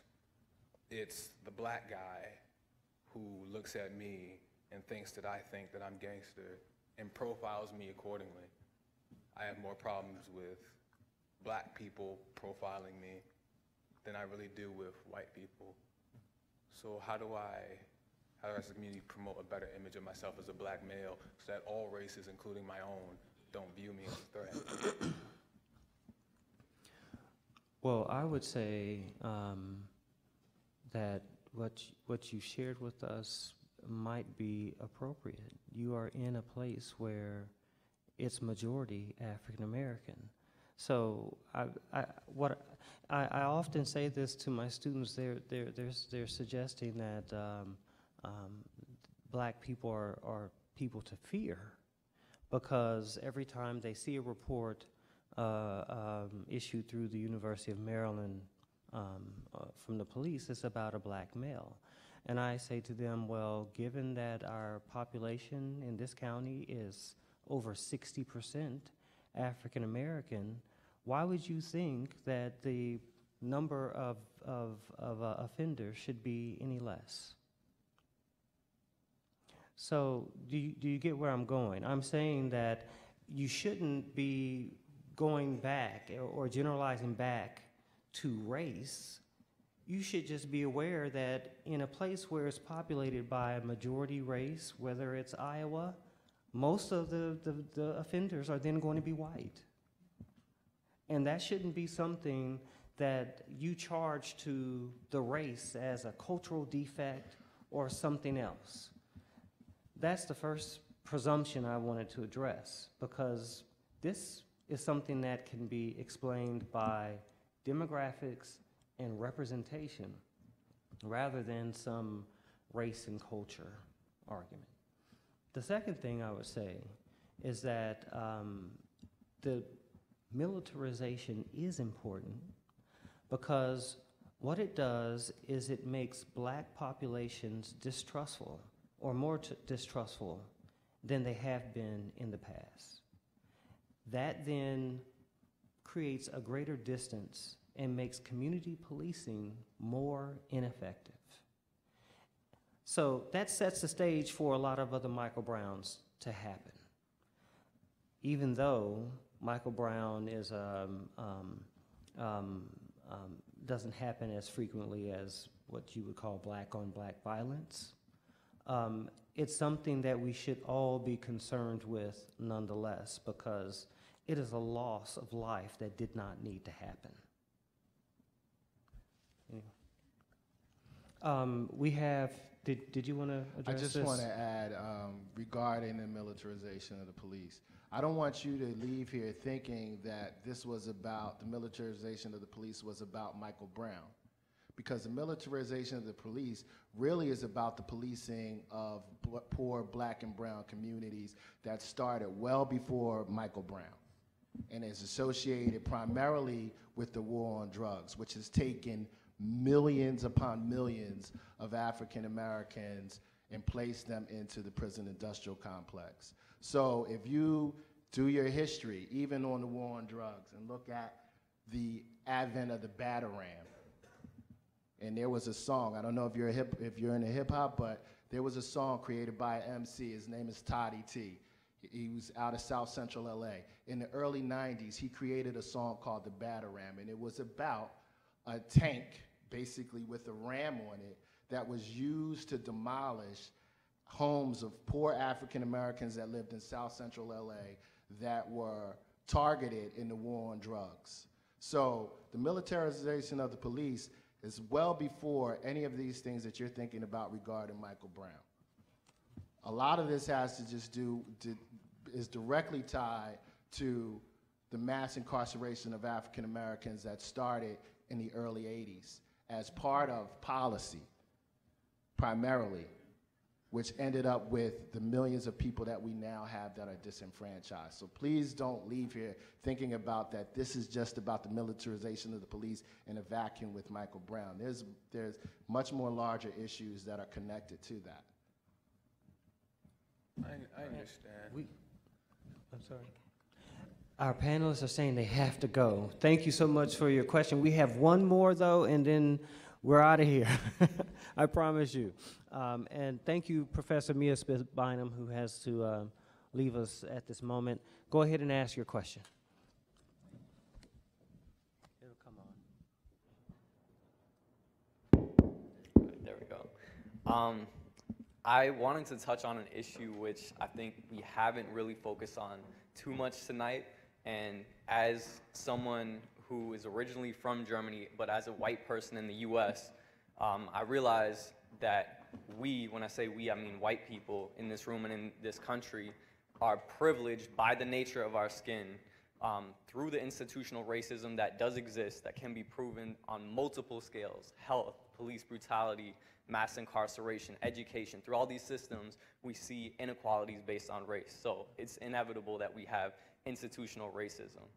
Now, I think we white people need to ask ourselves, do we truly believe in equality? Do we truly believe in justice, in the right for every person in this country to be able to determine their own destiny without being stopped as a group from doing that while others are able to do that? And if not, that's your personal decision. I may personally not respect you for it, but nevertheless, that's your decision. But if you do believe in those principles, then how can you at the same time benefit from this institutional racism? How can we benefit as white people and not do anything about it, and then still claim we believe in those principles and not be called out as hypocrites? Because as long as we continue to benefit from the white supremacy and the institutional racism, and we're not doing anything against it, then we're culpable too, because we are inactive and allowing this to continue. So my question is, when will we build larger solidarity movements with communities of color under their lead and act as in solidarity and under leadership of communities of color to build a coalition like has been done in the past with Students with a Democratic Society that the Black Panther Party worked with, for example? And when will we stop seeing this as a black issue, a race issue? When will we stop putting the blame and the focus on people of color when really the people who have the power in this country are predominantly white people like us? And when will we look at what we're doing ourselves and how we're culpable in this issue? So instead of just asking these questions, I think that some solutions that I want to put forward, and I'm welcome to speak to anyone who wants to work to build at the end of this this session, is how can we get involved on a daily, continuous basis with work that's already being done? Communities of color, organizations that exist right now that are doing that work, and what can we in the white community do to make sure this ends yesterday? So please, if anyone was inspired by my words or is already doing that work and I don't know about it, please come and see me after this meeting. I'd love to talk to you. Thank you.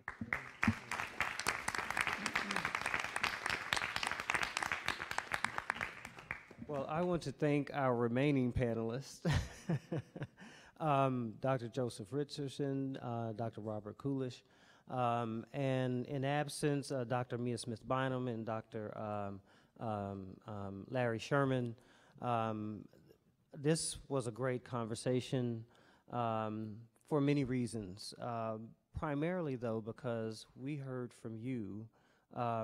You hopefully have learned something about the issues from each other as well. So I want to thank everyone who came out and participated in this program. And what we hope to do from this point forward, of course, Marcy DeLoach is always working within our department to have programs available for students that speak to your needs. So please be in touch with the African American Studies Department to let us know what's on your mind and how we can answer some of the questions or provide a platform for you to do your own thing. I want to thank a few other people here. Stamp, the technicians, we had great Twitter feed, everyone that tweeted. Thank you so much for those as well. This was live streamed, so what we probably will have later on is some link to the archived program. So again, you can contact Marcy DeLoach to get a link to that should you want it. And it'll be on the website. So I guess at this moment we're done. Thank you for coming.